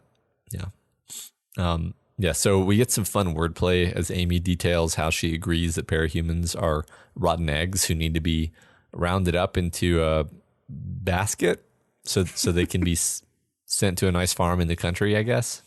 Yeah, it's really great. My favorite part about this, though, is how Victoria swoops in with more wordplay that is like basically saying, oh, so like a garbage can? So like you're the garbage can and also a basket case? Yeah. Like if Victoria wasn't in a room filled with people that would have gotten mad at her for using her power, I think she totally would have activated the wretch and high-fived herself on that. No, I can't wait to see her high-five herself. Yeah, like it's like, that's a great fucking metaphor, Amy. If you have a few thousand rotten eggs, the only basket anyone rational to put them in is the waste basket. You're calling yourself a trash can. That's so good. It's so great. I know we've talked Amy to death, right? We've talked about Amy and how she structures things and how she worms her way out of any guilt or blame. But I just love that this whole conversation is classic Amy right here. Sveta's entire argument during this thing is like, look, why would Shin trust you? Would you trust yourself? And Amy hesitates for just a bit. And like you said earlier, like it's one of those moments where you can see her kind of like, you can see her, the wheels in her head turning to kind of try to justify some bullshit she's about to say. But then she goes down this road of, well, if you're backed into a corner and had no other options, then yeah, they would totally trust me, which is like, it's such bullshit. Yeah. Right? First of all, that's not what trust means. Right. They would have to go with you. That doesn't mean they trust you. Right. And it's also like, as Moonsong of all people immediately pulls out, like they didn't get rid of all the other options first. Like there was all these other options they could have gone with before being forced to trust you. And that's a good point. And Amy's response in the classic Amy way is to just say, well, we could debate that forever, which is her just basically shutting down the debate, right? It's like saying, right. You haven't even started debating it yet. Right. You just said, yeah, well, we could debate this forever. I refuse to address this. Let's move on. Yeah. And it's just like, right. Amy. Yeah, you've made a good point, and I don't have a rebuttal, and thus I'm not going to respond to that. Yeah. And then she just leaves. Yeah. Someone whispers in her ear, and she just boop. I know that we have a really intense situation where two sides are about to come to blows with each other, but I'm just going to walk away. Oh yeah, I'm supposed to be controlling all these giant scary flesh monsters too, but I got to go take a cigarette break or whatever. They've got their imperatives. Mm-hmm. Do you think that there's an intentional parallel here in terms of would they trust you with something like this? Would you trust yourself to basically say, Victoria, why would the Wardens trust you in this situation? Would you trust yourself right now? Yes. Okay. I do. And I don't want to, like, I think that when you start drawing parallels between Amy and Victoria, you're always in danger of like equating the bad things that they're doing, right? Which is not what I want to do at all. Amy is awful. I think we've established on the show that our view on Amy is this person is the worst. But I do think that the echo of those beats are there. Yeah, absolutely. Sure. I mean, they're I think in this moment, they are actually two people who are spiraling, and yeah, there may be nothing else in common between them, but you're not committing a crime by pointing out that they do have that in common right now. I think at least. I absolutely. I think by the time we're done with the story, I wonder how much of it we're going to be able to see in the similarity of some of their beats throughout it. Yeah. That's an interesting point. Yeah. It might be something productive to think about, actually. Mm-hmm. Yeah. So, so Tattletale then begins communicating directly with Victoria, and they get the snark out of the way, and then they efficiently move on to business.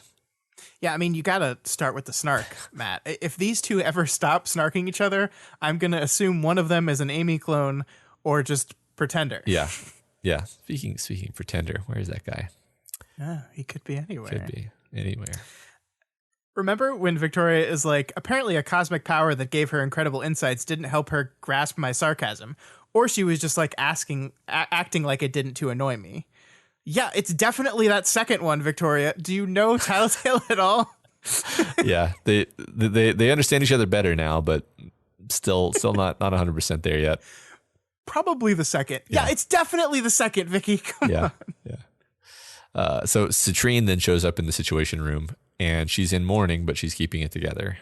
Yeah, I love Victoria's description of her as like this perfectly put together person who's also like, but still very pale and weak looking, even though she's like perfectly put together. Like she's obviously suffering. She's not doing great.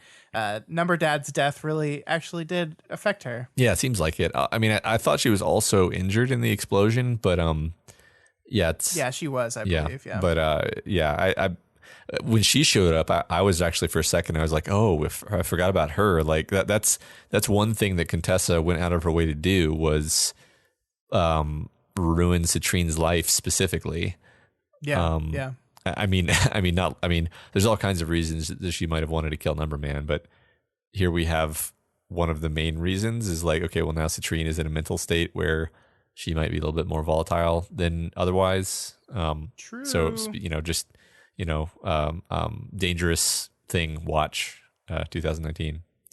It's also, I think, important that she is a cape who now has entered the scene where Victoria was mostly surrounded by humans. Yeah. Not that there aren't other capes in the Situation Room. I'm pretty sure they are. But in Victoria's direct vicinity, we don't really see anyone but this collection of 3 or 4 humans and now Citrine. Yeah, that's true. Yeah. So there's a fun beat as Victoria realizes that Kinsey is doing tons of different things and communicating with various people and hacking computers while appearing to just kind of like mill around and not be doing any of those things. So that's kind of awesome. Yeah, I mean, we're told that she's specifically altering video and sound feeds to make it appear like she's not doing all these things, which we've now entered day number 577 of Scott being worried about Kenzie. Yes. But question, Dragon. Yeah. Is Dragon aware of what's going on here? Because here are the two choices. Dragon is listening in on all these conversations and has decided that she's cool with it. Or Kenzie has found a way to block out Dragon from observing the stuff that she's doing. For a second. Which is scary as shit. Yeah. So for a second, I was like, oh, Dragon's totally onto all this shit. And then I remembered like, well, Dragon's not omnipotent. Like she may have like sub AIs who like monitor internet traffic, but Kenzie's whole specialty is counter espionage basically. So I could buy that Victoria that Kenzie has outflanked Dragon. But I will admit my first thought was like, why are they even doing this? This is stupid. Dragon's going to catch them doing this.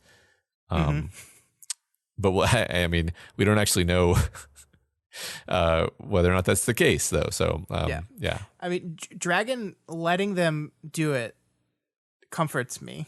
Yeah. Kenzie beating Dragon scares me a whole lot, because Dragon's pretty. Last I checked, that Dragon chick, she's pretty powerful. Yeah, she's good. Yeah, I can see it going either way, I guess is what I'm saying. Yeah. So speaking of Kenzie, here's this almost big blow up over Kenzie invading Aiden's personal space. Yeah, and as we talked about before, we're seeing this from Victoria's point of view, and she can't interject. She can't help out. She tries, and she's rejected. Tattletale ends up being the one to step in, but not in the way Victoria would have done it. It's more blunt, less gentle. Another instance of Victoria not having control and being upset about it. Yeah, it's true. It forced me to wonder, like, Victoria is aware of the fact that she can't really, she's not a Kenzie whisperer.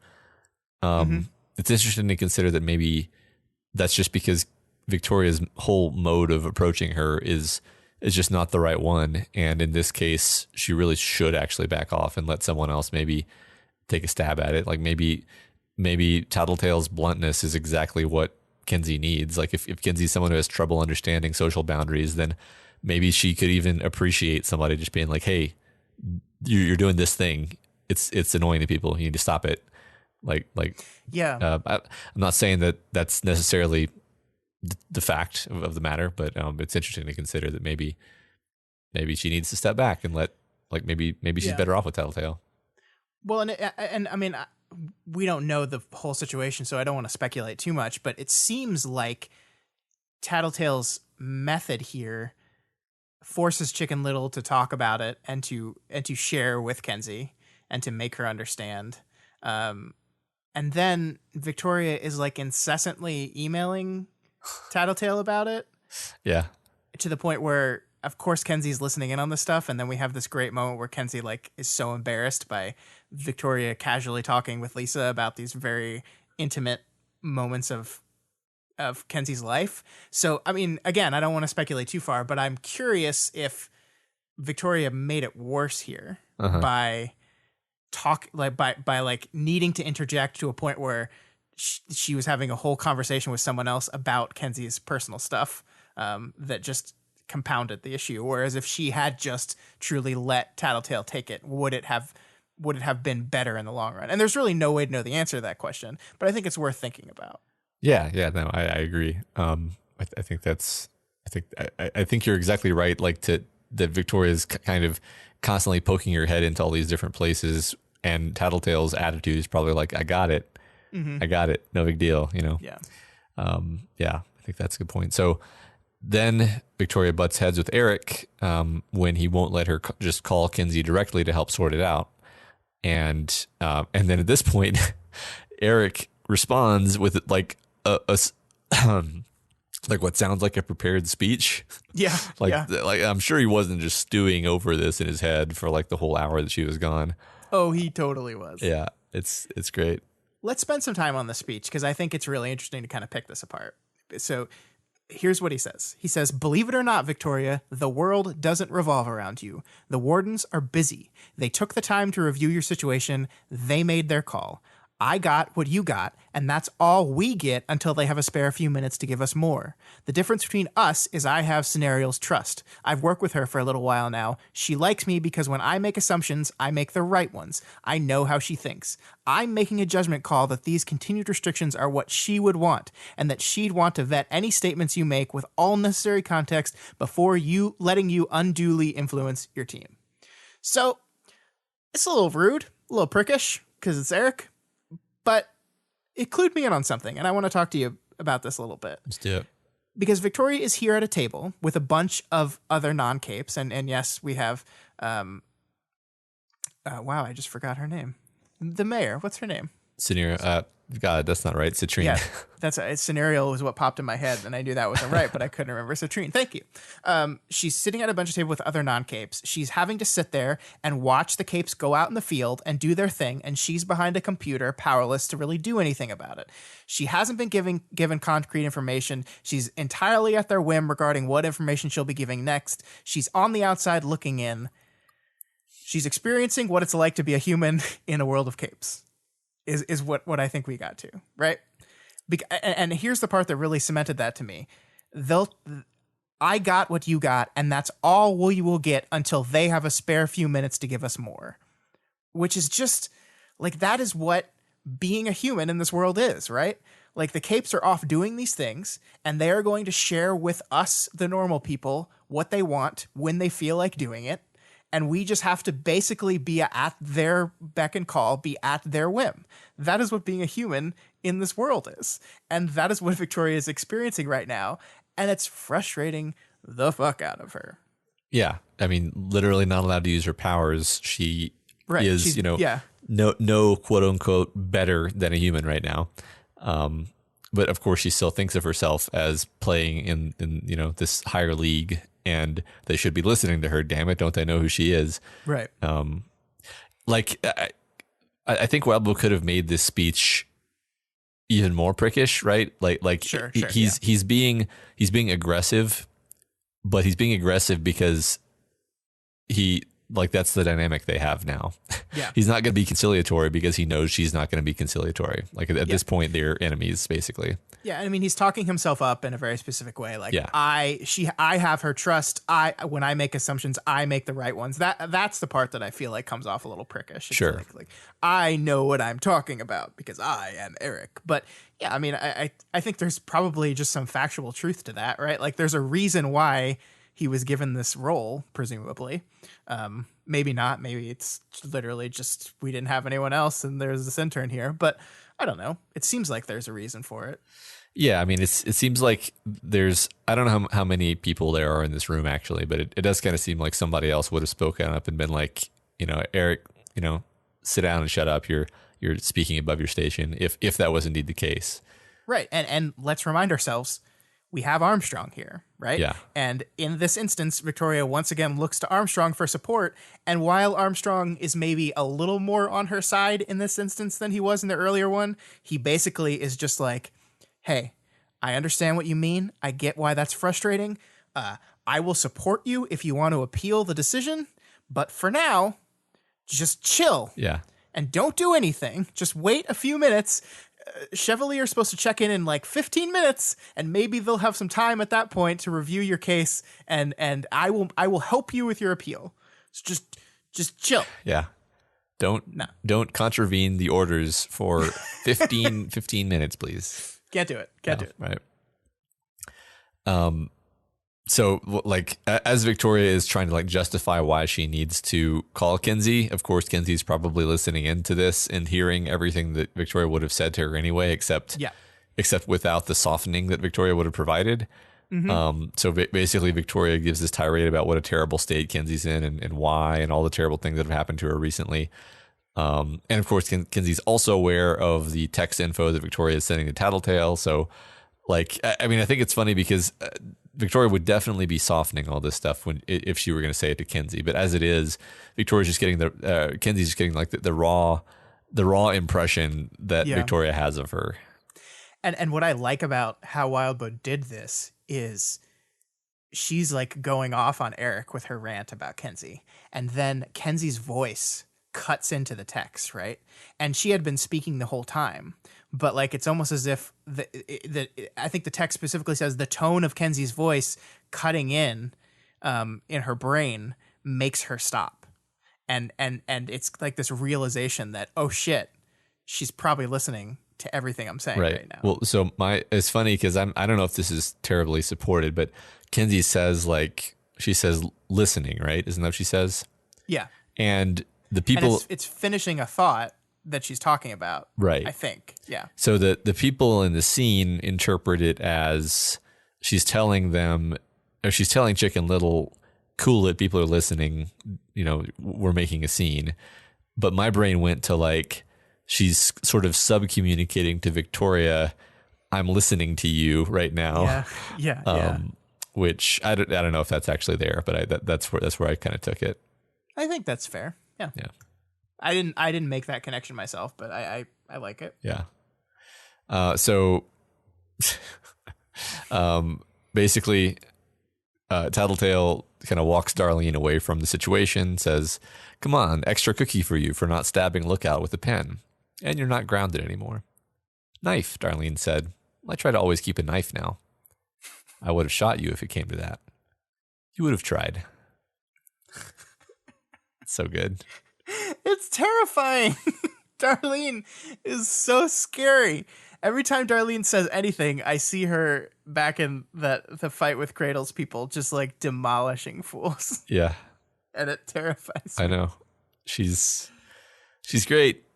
Don't worry, she's carrying a knife now. Yeah. No, that's the perfect thing is like she won that fight and didn't even have a knife, I'm pretty sure. So yeah, now she's unstoppable, basically. Yeah. Oh my God. So one more thing I wanted to focus on this Kenzie stuff, and this is one of those things that's really obvious, but I think is worth exploring generally, because we have this great conversation where Victoria is talking to Tattletale about Kenzie getting her period, which is awkward. And Kenzie interjects with embarrassing, which spelled wrong, which is a beautiful little touch. I love that. Because I can't fucking spell embarrassing right either. So how would a 12-year-old be able to? But I just want to talk about like how Wildbow has visually structured what Kenzie says, because first of all, it's always all caps, right?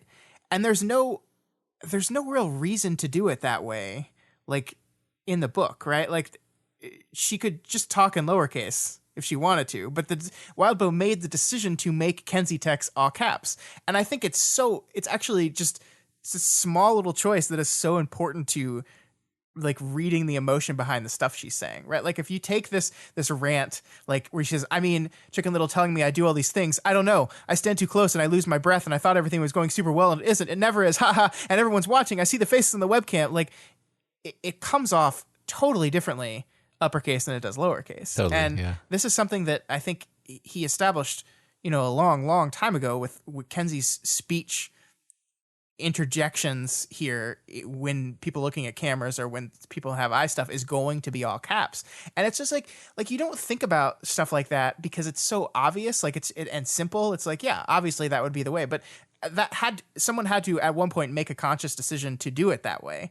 And I just think it's worth drawing attention to it because I think it adds so much to the flavor of who this character is. I'm pretty sure when she was super sad about the fact that she knew she was going to be losing a member of Breakthrough and she was talking to Misha in his mech, she was using like all lowercase. And, interesting. And that created a completely different effect of her of her just being completely downtrodden and morose. So yeah, I agree that this is a choice, and it has like the way you read it just now in this kind of like frenetic, fast paced voice. Like yeah, that's how my brain read it too. Yeah, and like the little emojis and stuff, which are basically like inauthentic. Like she's not really, she doesn't really think it's funny. It hurts. Right. And then of course we end this whole thing like. Victoria replies, I'm sorry, your team wants to take care of you, so let them, okay? Candy's bringing a blanket and Tats is getting treats for after lunch. I'll be here as much as I can. And she gets in response a literal emoji, which is, it really pops. It really stands out in this thing that this book is just a bunch of text. And then you have this moment where it's a literal emoji on your screen. Yeah. Not just the keyboard one, not just the XD one that she made slightly before, but a literal smiley face emoji. Yeah. And I think that makes it stand out. You remember specifically that Kenzie's smiles are always slightly different than what someone else would be like smiling. And it just really makes that pop. And again, that was a decision. It could have just been another lettering emoji, but Wildbow chose to make it physically an emoji in this book. Yeah. I enjoy some of the format games that Wildbow has done, historically over really all of his web serials, but he's been doing that a lot in Ward for sure. Yeah. again, like not something that's like too complex or like hidden meaning. It's just like a lot of times when you're watching something or when you're reading something, you're just going along and you assume it was that way. You just like go along with this assumption that everything was always going to be that way. But each and every one of these moments, each and every one of these things was a decision that someone had to make as they were crafting this thing. And I think sometimes the smallest decisions are the most interesting ones. Oh yeah, definitely. I mean, every word choice is a decision, even if it's a subconscious decision, right. and very often they are conscious decisions. Yeah. So, yeah. So when Victoria tunes back into the situation on the field, Chris has arrived in a gigantic, monstrous form. He's basically a giant, round, fat pig creature. Nobody can guess whose power this might be. Chris monster descriptions continue to be one of my favorite things in this novel. Yeah. Though I do enjoy them a lot less now that I've seen how much of a piece of shit he is. So I'm literally cheering for a Chris redemption only because I can enjoy the Chris monster descriptions again. Yeah. Yeah, we need to rehabilitate Chris so we can enjoy this part of the story. I agree. Victoria looks over the parahuman opponents and she notes two of them stand out to her, which turn out to be the Cocoon Man and the other one who's like the hunched over lady who makes mysterious black shit. Mm-hmm. And basically it's kind of an intuitive thing that guides Victoria's attention toward these two capes. And she guesses that she's getting some kind of enhanced powers awareness through the wretch. Difficult to prove, obviously, but this is her kind of provisional theory for why did my attention go to those two? It's probably on power. Yeah. Yeah. So. I like this because this is kind of pushing us down the road that the rest of this chapter is going to take, right? This idea, it's introducing this idea that Victoria's connection to her shard might be influencing the way she processes things, the way she sees things, perhaps subtle differences in the ways that she's reacting to certain things. And this idea that altering her perception might have unexpected benefits, like she can point out these two people, but there are also consequences to it. It's an idea that we've talked about a lot. It's an idea that the books have kind of explored a lot, but this is now the moment where it is explicitly picking this idea up and is going to directly address this idea, because this becomes really the linchpin of the conclusion to this part of the Amy conflict. Mm-hmm. Yeah. And this is one of those instances where my first instinct was to say like, well, Victoria, you don't actually know that that's where that instinct came from. And then I was just like, you know what? I think this is one of those times where I'm probably just supposed to believe the point of view character about what she's saying. And this is actually her power talking to her, because that keeps things simple and clean. Yeah. Amy escalates the situation by telling the heroes that they want them to go. I love this moment as the fallen capes start calling out threats to Rain, and Chris just immediately turns and walks away. Yeah. I don't know if those things are directly related, but I sure want them to, because that means there's hope for my boy Chris yet. Right?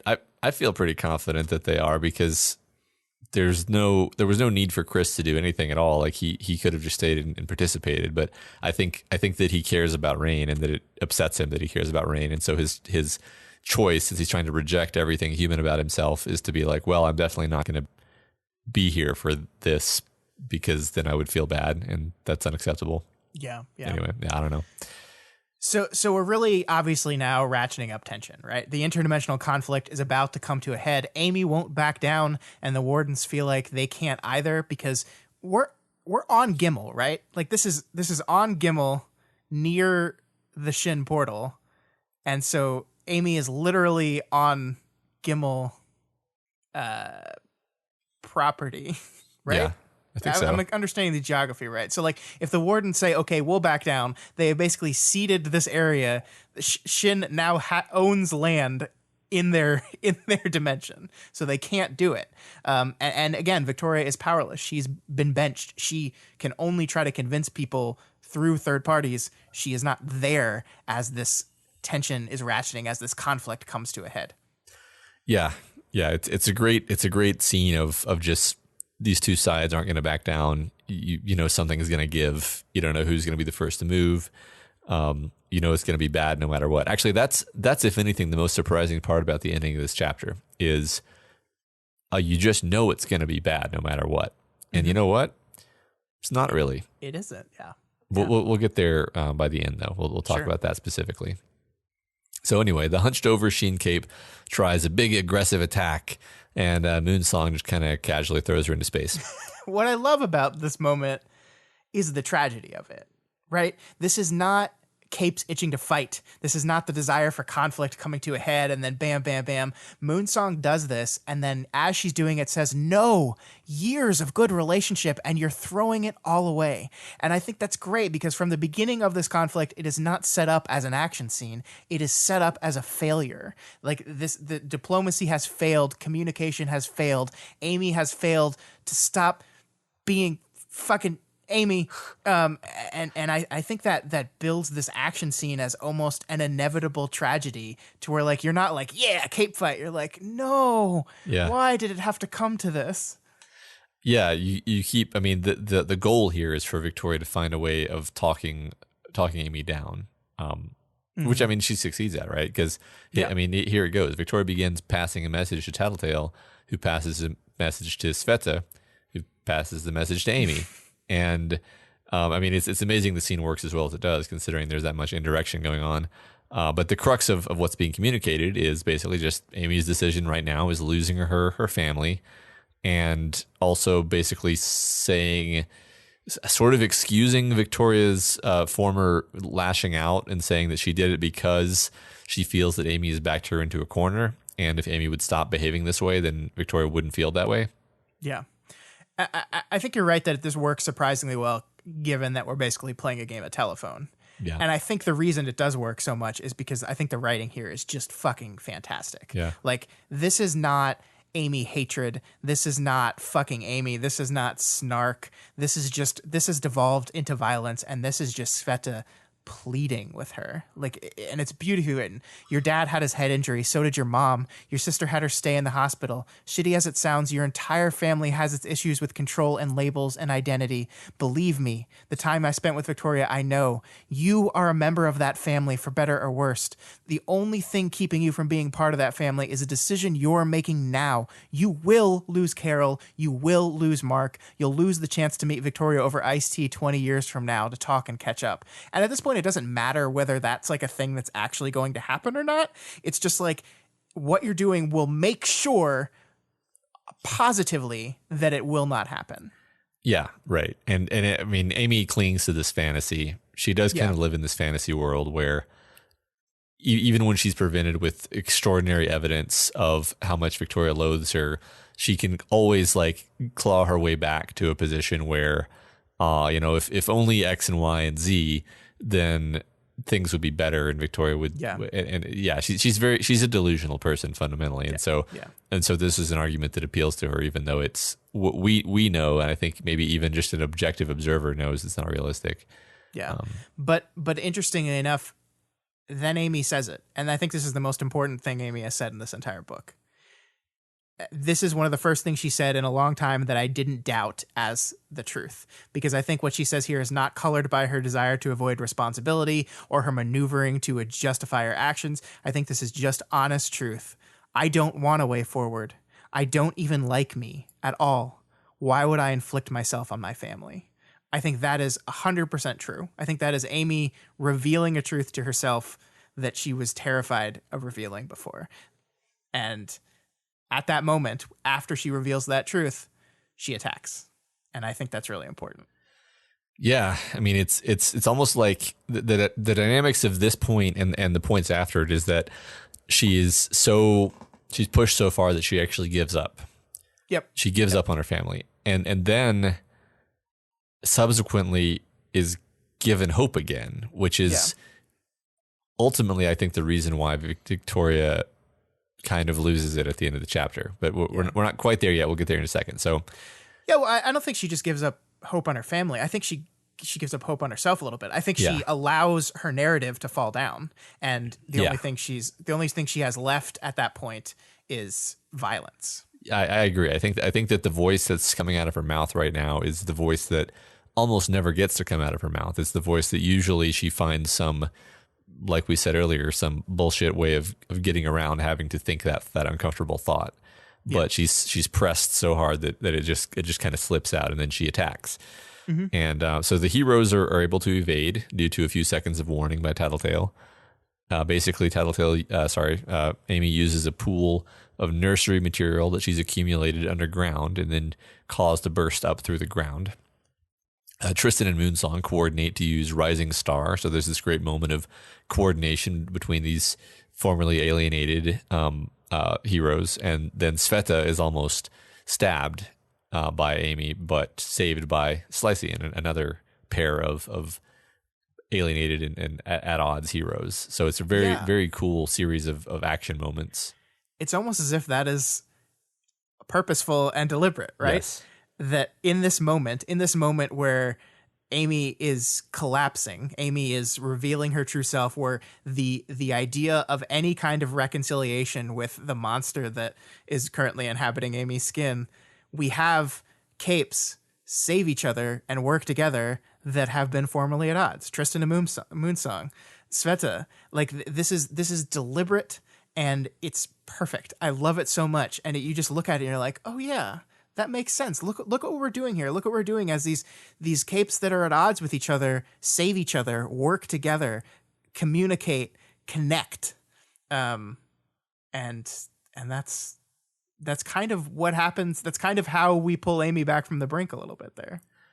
Yeah, I think so. I mean, it's of course also additionally Sveta / Victoria through Sveta continuing to press, telling her reach out, seek therapy. Amy counters with her, so she's being swayed because she actually does respond. She counters with her long held secret belief that Victoria's aura caused her to feel the way she does, and this hits Victoria pretty hard. But after a moment to process it, Victoria counters that all of her other family members got more exposure to her aura, and they didn't suffer any of those effects. So she is pretty easily able to dismiss it, actually. Yeah, I think this is really important. This is taking like a pretty long held fan theory and bringing it into the text and basically demonstrating why it's probably not true. And that's important because it also really matters, because I think you're right that it shocks Victoria a little bit. Like, I think the line she says is, "How long has she been blaming me?" Right? Yeah. And I think this realization that it's incredible to me. Yeah. And then I want to like, so basically this strategy that Victoria has taken works. Yeah. She talks Amy down. And I want to talk about how she did that, because I think this is really interesting, because she basically offers Amy an out, right? Through the idea that the reason why you are acting this way is not your fault. She is appealing to that side of Amy that doesn't want to blame herself, right? Right. Yeah. Like this idea that you're not a good person or a bad person. You're a person. You're both. You're a person with an alien in your head that might be pushing you towards these feelings, pushing you away from therapy, pushing you towards all your bad decisions. This is a thing that doesn't completely demolish Amy's worldview, right? It allows Amy's worldview of this is not my fault to still exist, but also gets her to realize that her behavior, she gets to admit that her behavior is wrong, but not have to take responsibility for Exactly. it. It's perfect. Yeah. I mean, it even invokes her good person, bad person language that she loves to use on herself, and kind of neatly sidesteps it without really challenging it, and just says, you know what? You're right, Amy, but you still need to go to therapy and just talk to someone about this. And it works. It gets through to her. It appears to, anyway. I have no reason to doubt. I mean, it seems to be a success, right? Yeah, it does. Yeah. Yeah. And yeah. I love this. I love this, like this idea of she kind of hates you. And I think you know that's for a good reason, but she's willing to extend you a chance. I have no fucking idea why. Yeah. I think that's perfect. You don't deserve it. I still hate you, but you get that chance because you are a person. Yeah. And I think I love it. I love it. Yeah, I think it works really well that this is coming from Sveta's mouth instead of Victoria's, because, well, a bunch of reasons, actually. Like, I don't think Victoria could even necessarily say these things through her human Yeah. mouth. So That was the question I had for you, Oh, yeah? because if she was in the field with her, could Victoria have said those things? And I think you're right. I don't think she could have. because she almost like, breaks down just having communicated them through text and just having had to watch the situation. So if you think about it, Eric saved the world.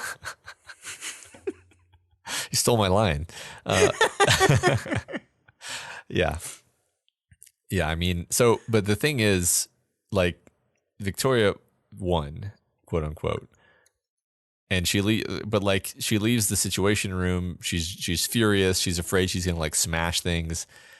And like one of the things I take away from this is Amy basically had given up, and it was escalating to violence. And she kind of Victoria had a situation where if she had just taken her hand off the rudder, maybe she would have gotten lucky and somebody would have caved in Amy's head.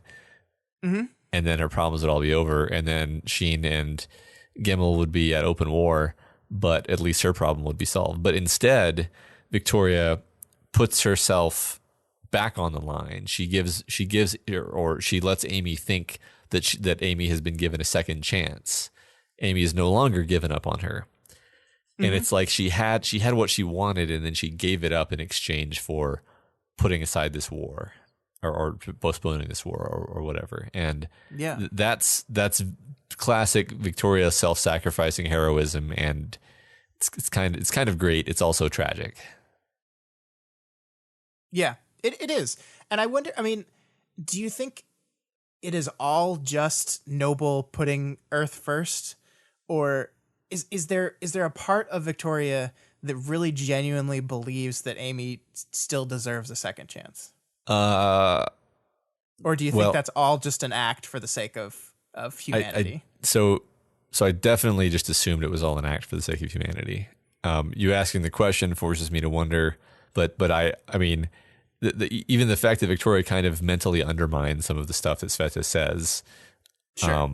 Yeah, I mean, my favorite part is like, I said that before she tried to kill you. Yeah. She tried to kill Sveta. Yeah. Like, right. Like maybe 10 seconds ago she believed that, but now it's like you've torn it. Yeah. Mm-hmm. Yeah. I don't know. I mean, I don't think Victoria is psychologically capable of extending Amy a true second chance right now, and sure. Nor would I truly encourage her to. So yeah. Yeah, but I think she also recognizes that she shouldn't necessarily be the one that gets to make that decision. Yeah. About whether or not she deserves. Like, that's one thing Victoria has been throughout this whole thing, is she's fully aware of her bias against Amy and is not going to want to be the one that like is the arbiter of her future or not. She continually lets other people make that decision. Yeah. Right. So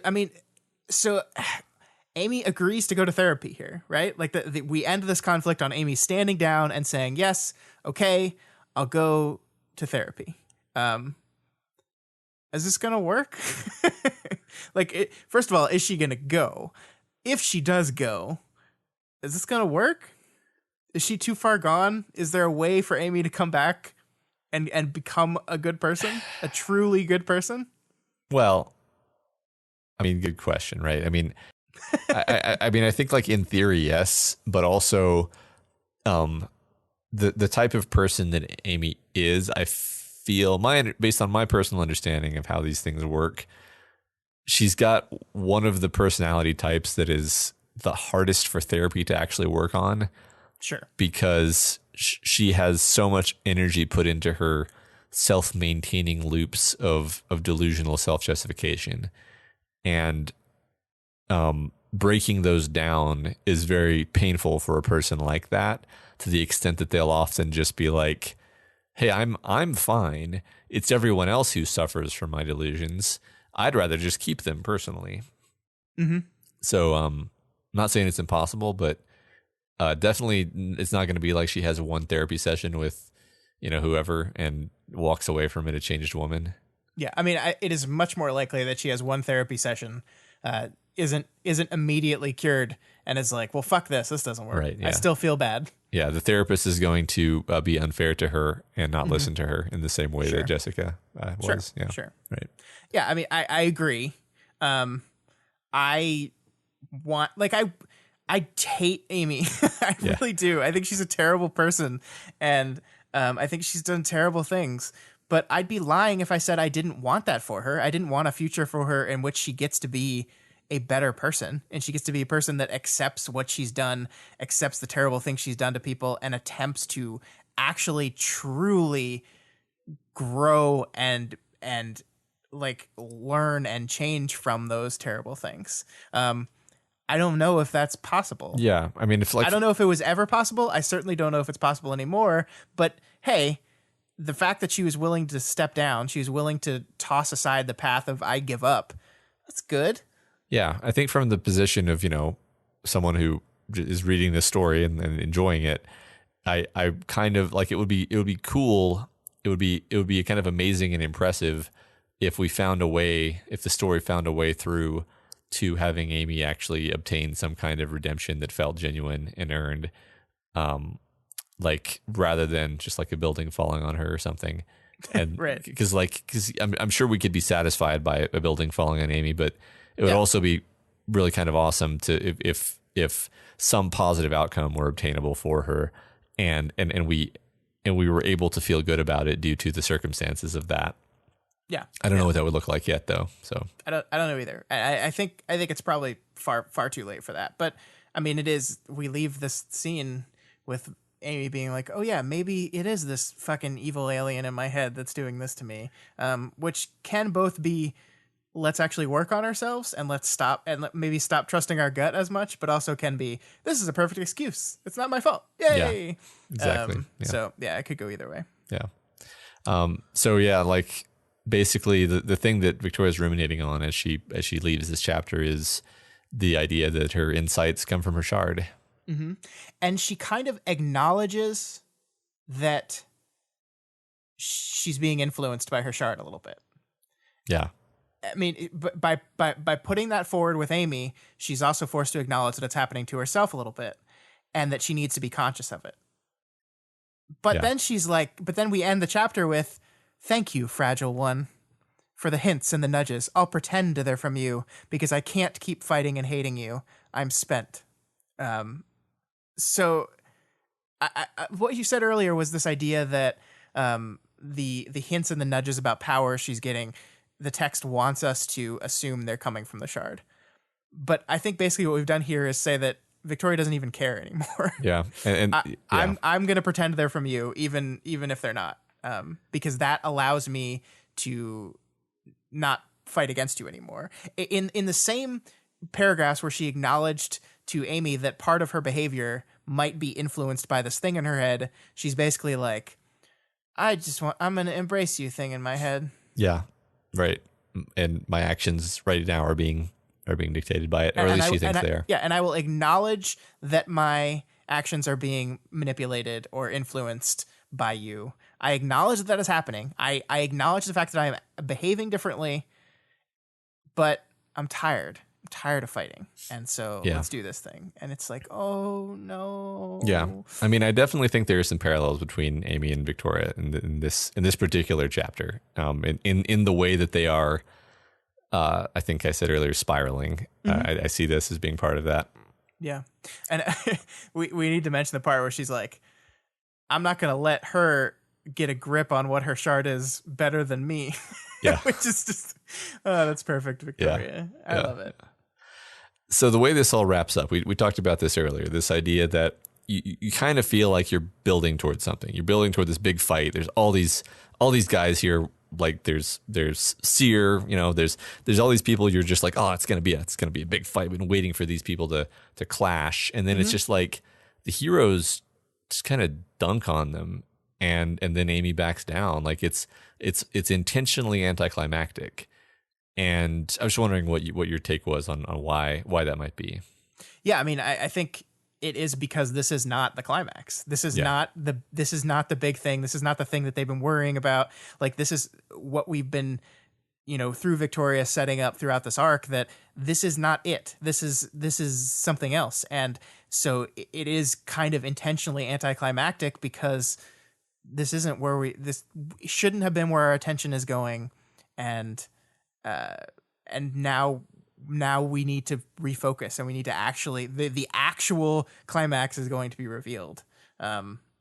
So yeah, I mean, I think that is absolutely intentional. I think by design, we ratcheted up tension all the way up, and then immediately turned that release valve and just dropped it down. And it is supposed to feel like that because, okay, so now what? And it's like, oh, well, now the actual climax rears its head. Yeah, I mean, if anything, we're left in this kind of tension-wise, we're left in this lurch of like, well, that didn't really. That doesn't feel like it resolved anything. Like we still have this looming threat to the city, and that's resolved, but it doesn't feel resolved. And there's something inherently unsatisfying about it. I mean, and not from like, as a reader, I'm enjoying the hell out of all this, but like just from like a resolution standpoint, it's like, we feel like, yay, we did it, but in the back of your head, it's like, it certainly doesn't feel like we did anything. Right. It leaves you on edge, I think. Exactly. Right.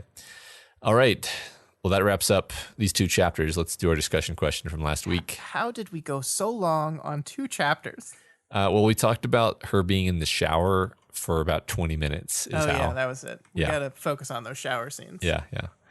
That is why, actually, I was paying attention to that. So the question was, talk about your favorite example of a character in fiction looking bad within the story despite you and the character knowing that their actions are justified.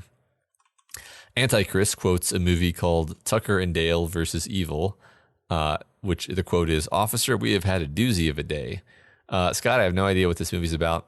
Oh my God, it's so good. Okay. Everyone needs to see Tucker and Dale versus Evil. It's really great. I mean, it's these 2 guys that are just like, one of them is played by Alan Tudyk, and they're just like bumbling guys that keep getting involved in all this crazy shit, and everyone always thinks they're the ones responsible for all of it because they just bumble around, but they're actually the ones trying to save everyone. And it's so good. Everyone needs to watch this movie. It's so fun. It sounds very fun. Yeah. I'll check it out. All right, next up we have Death of the Artist Who Talks About Yojimbo by Akira Kurosawa. The main character pretends to be an amoral, bloodthirsty sellsword when in reality he is playing both sides of a gang war in an attempt to destroy both gangs for good of all. Death of the Artist goes on to say that there's a fascinating meta element at play in the sense that Kurosawa is reacting to the reception of his previous film, Seven Samurai, which was criticized for being too Western, by making the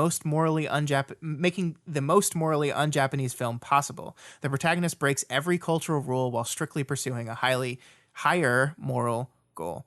That's a great answer. Yojimbo is one of the few Kurosawa films I have not seen, and I really need to watch it. Yeah, I think I'm going to do that like this weekend because I want to real bad. It sounds really interesting, and it sounds kind of up our alley in the sense of like it's an anti-hero that's playing with your, almost like a Taylor situation where like the portrayal versus the objective goodness of the character are at odds. Sounds fun. Yeah. Heaven's Chocolate describes a character from the manga Berserk. Basically, it's a character who has done some truly horrible actions in the past, but is now regarded as a great hero, prompting questions about whether any amount of good can outweigh past wrongs. I have no familiarity with this, so I don't know if my summary really did justice to this character, but that's, that was that. If you've read that manga, let us know. Yeah. Fontesian, first-time commenter, hello, welcome, thanks for listening, brings up a very apropos real-life example of this trope.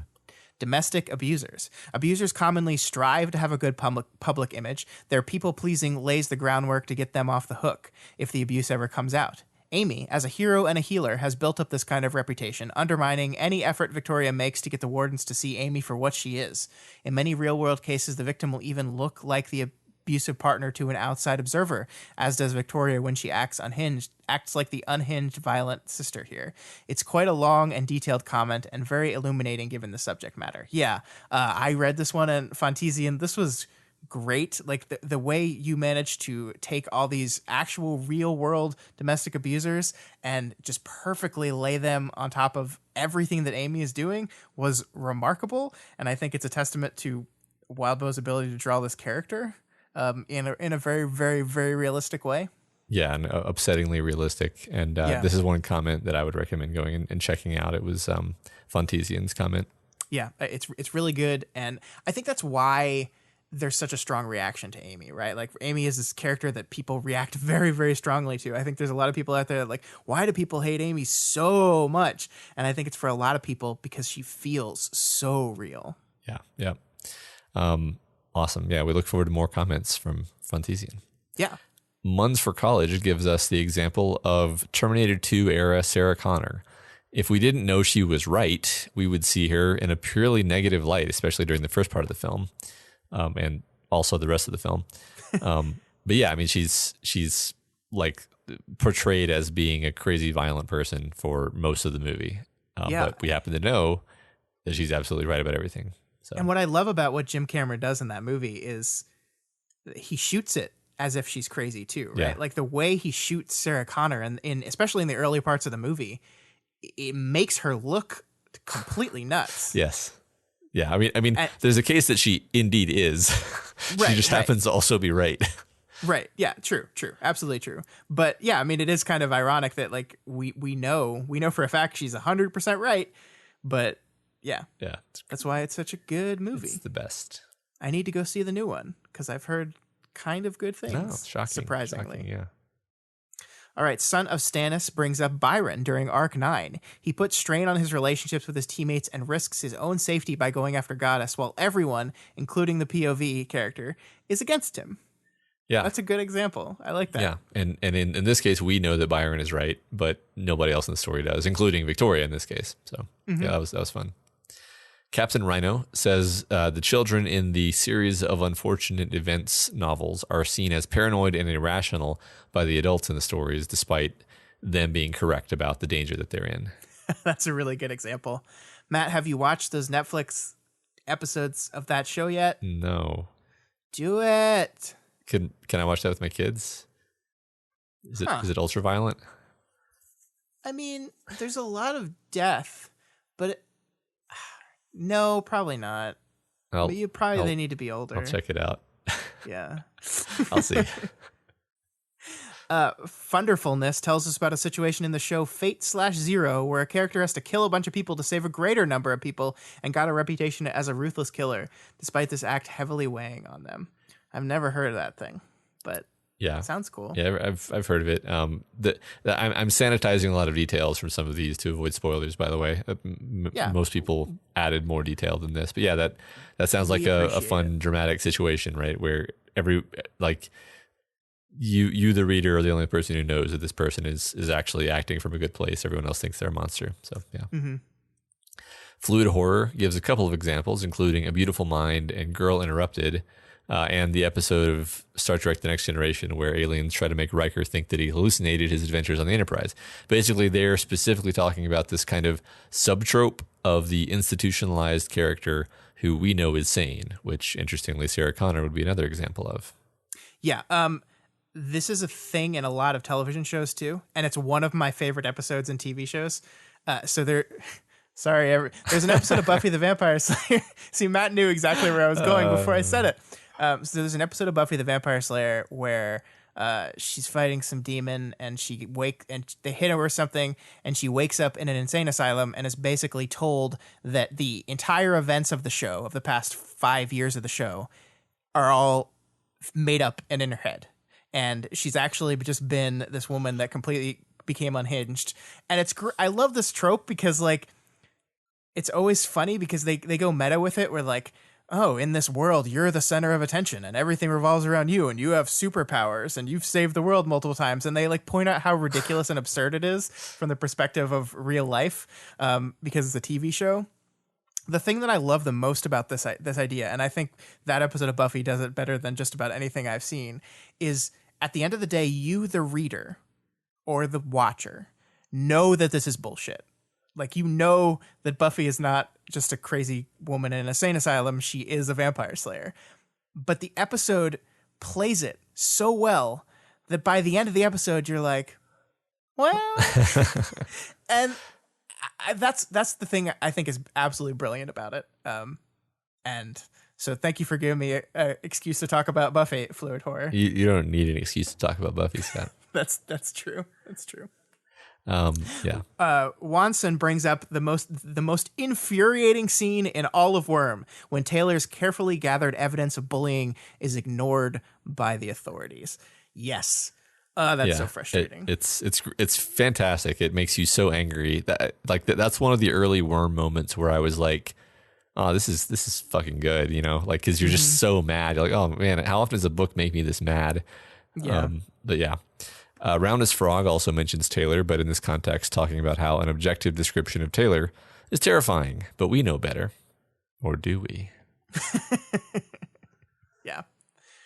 Farmfresh Hornets mentions Saitama from what did I say that right? It's close enough. I don't know. From One Punch Man, and tells of an instance where Saitama intentionally makes it look like he's stealing credit from other heroes, just so the heroes will get credit in the ensuing backlash against him. Interesting. That's cool. Yeah, it was a fun. It was having it's interesting having watched Mob Psycho. I like can more easily understand the kind of thing that the story is going for here. Everyone should listen to our Mob Psycho episode, by the way. Yeah, I'm really proud of that episode because I liked that anime. Anyway, let's not dwell on that for too long. So next week's discussion question: what is your favorite example in fiction of a scene where characters watch things happen on screens or on some other medium? Yeah, and how do you think that particular device enhances that scene? Yeah, rather than detracts from it. Right. Yeah. And I was able to, like, the reason I was okay with this question is I was able to quickly come up with several examples. So that means there are a lot of examples. So yeah. Well, have fun with that one. Yeah, I look forward to. I mean, it seems like a very specific thing, but I think it happens a lot actually. So, well, the fun thing about these kind of questions, and this is like the second in a row we've done like this, is you come up with the question, I listen to it, immediately list like 5 things, right? Uh-huh. And then as we're reading through people's entries, there's all this stuff I never even considered, and then I'm like that I've read that I've like the idea of the person in insane asylum we know isn't crazy is such a great idea, and it's such a great answer to the question. And I took a little different direction than what fluid horror meant, but I know exactly what they're talking about. It's a great way to make links and connections that I would never even thought of when you kind of crowdsource this stuff. And that's why I love these questions. And I think we do these kinds more than any other thing. But yeah. I mean, nobody brought up 12 Monkeys, so obviously there's a lot of options. For shame, people. 12 Monkeys. I brought it up. There you go. Thank you. So look forward to your answers next week. Mm-hmm. So that's all we got for you this week on We've Got Ward. You guys are all part of this show, so feel free to provide us with advice, questions, or thoughts on this week's reading. You can reach out to us via email at gotwormpod@gmail.com or on Twitter at gotwormpod. My personal Twitter is at scottdaily85 and Matt's is at moredinamail. I'm sorry that I didn't do a live tweet this past week on my Twitter. I usually do those, but this was a really rough week for me. And it put me behind. That's why this episode's coming out a day late. But we'll be back on schedule next week. So sorry about that. Yeah. If you're not already subscribed to We've Got Ward, we strongly recommend you do so and never miss an episode. And you can do that on iTunes, Stitcher, YouTube, Google Play, pretty much any old podcast platform or app or any of those things. Yep. And as always, you can find this and all the podcasts and shows and everything we do over at our website, doofmedia.com. That's where you can find Do the Right Thing, which this week did a spooky Halloween episode. Yeah, it was fun. I completely did the prompt wrong because it was actually you're supposed to write a Halloween story that doesn't use the words spooky Halloween pumpkin or candy. No, that was like the double challenge. That was the double challenge? Okay. The base challenge is write a short story using 3 of those words, and the super special holiday challenge was write a Halloween story without using the most common Halloween words ever. So you didn't do it wrong. You just didn't do hard mode. I did easy mode, but that's because I wasn't paying attention to the prompt. Yeah. Guys, there's a ton of people listening to the show, and I know that not all of you listen to Do the Right Thing because we have our numbers. Let me stop it. Yeah. Go seriously, guys, go listen to that show. I mean, even I listen to it every week and I have never submitted an entry, and I probably never will have time to, except for like the episode that I end up guesting. It is still just a fun show if you like people talking about writing. It's a fun show to listen to. And it's really fun to do. I haven't missed a week since I became aware of the existence of the show. And it's one of my favorite habits to have. And some weeks I write complete shit and I hate it and I'm embarrassed to even share it. And then some weeks I'm really happy with it and I'm like riding a high of like, man, I can't believe that came out of my mind. Even if it's not that great. I mean, it's a 30-minute story. But the point is, it's really fun. It's a really fun habit to do. Yeah. So try, even if you don't call yourself a writer, just try it out. Yeah. What's the worst that can happen? You write an okay story and you're just like everyone else that's writing okay stories. The brilliance of the concept is no one is going to create an award-winning story in 30 minutes. It's just not going to happen. So there's no pressure. The point is to learn. Yeah, exactly. And you should all listen to it. Yeah. And it's great. Yeah. So do that. And also listen to Meaty MD and Deep Impact and the Doofcast. So I get it stuck in I get in my head where I'm like, everyone knows how good Pact is and how good Deep Impact is. So I don't really need to belabor it. They just know that. And I realized I was like, no, people still don't appreciate Pact enough. Like I'm angry. I'm angry that I let people convince me not to read Pact for as long as they did. Pact is so good. If you haven't read Pact, what are you doing? It's much better than you think it is, I assure you. And Deep Impact is a really great show. I feel very personally attacked right now. Well, yeah.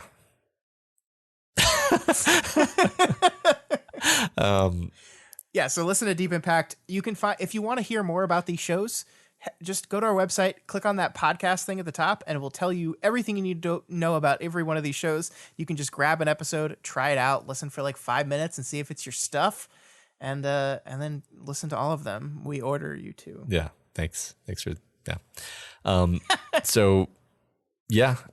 anyway, if you like any of those shows and you want to support them, consider donating at patreon.com/doofmedia.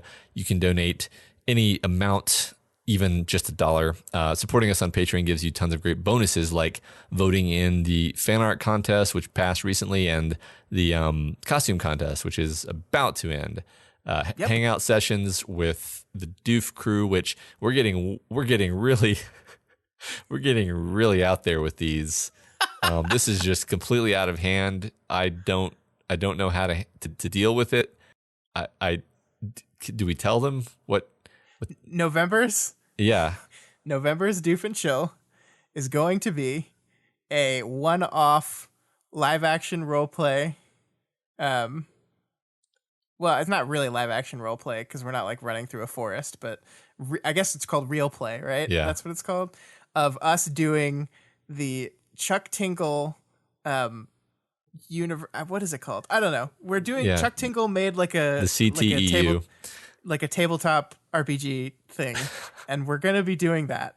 And if you know who Chuck Tingle is, you know how fucking insane that sounds, and I can't wait. It's gonna be so much fun. So if you are not donating at that Doof Dancer, that $5 level or above, November is a perfect time to do it because it's gonna be fucking wild, and I can't wait for it. Yeah, me too. So then of course live streams and the Discord chat are the other kinds of things that you get for donating. So and of course, while you're over there, check out patreon.com/wildbow and donate to him as well. This is his world. We're just playing in it. And this week, of course, special thanks to new Bidoofs, Jack M, Maxwell K, Tybo 555, KL, and Richard S. We appreciate each and every one of you. We hope to see you folks maybe around the Discord. Yeah, and a special shout out to the members of our community. Those of you that are on Patreon, those of you that are not, all of you guys. This was a really tough week for me. My dog passed away today, and I had to push the episode. And you guys have just been phenomenal and just so lovely and nice and make me feel so loved. And I just really appreciate it. I love, like, I'm so happy with the show we produce, but I'm so happy with the type of people that listen to our show. You guys are kind and wonderful, and I just wanted to give you like a personal thank you from me, from both me and my wife, because this was a tough week for us, and you guys made it considerably easier for us. Yeah, thanks for taking care of my Boy Scout, everybody.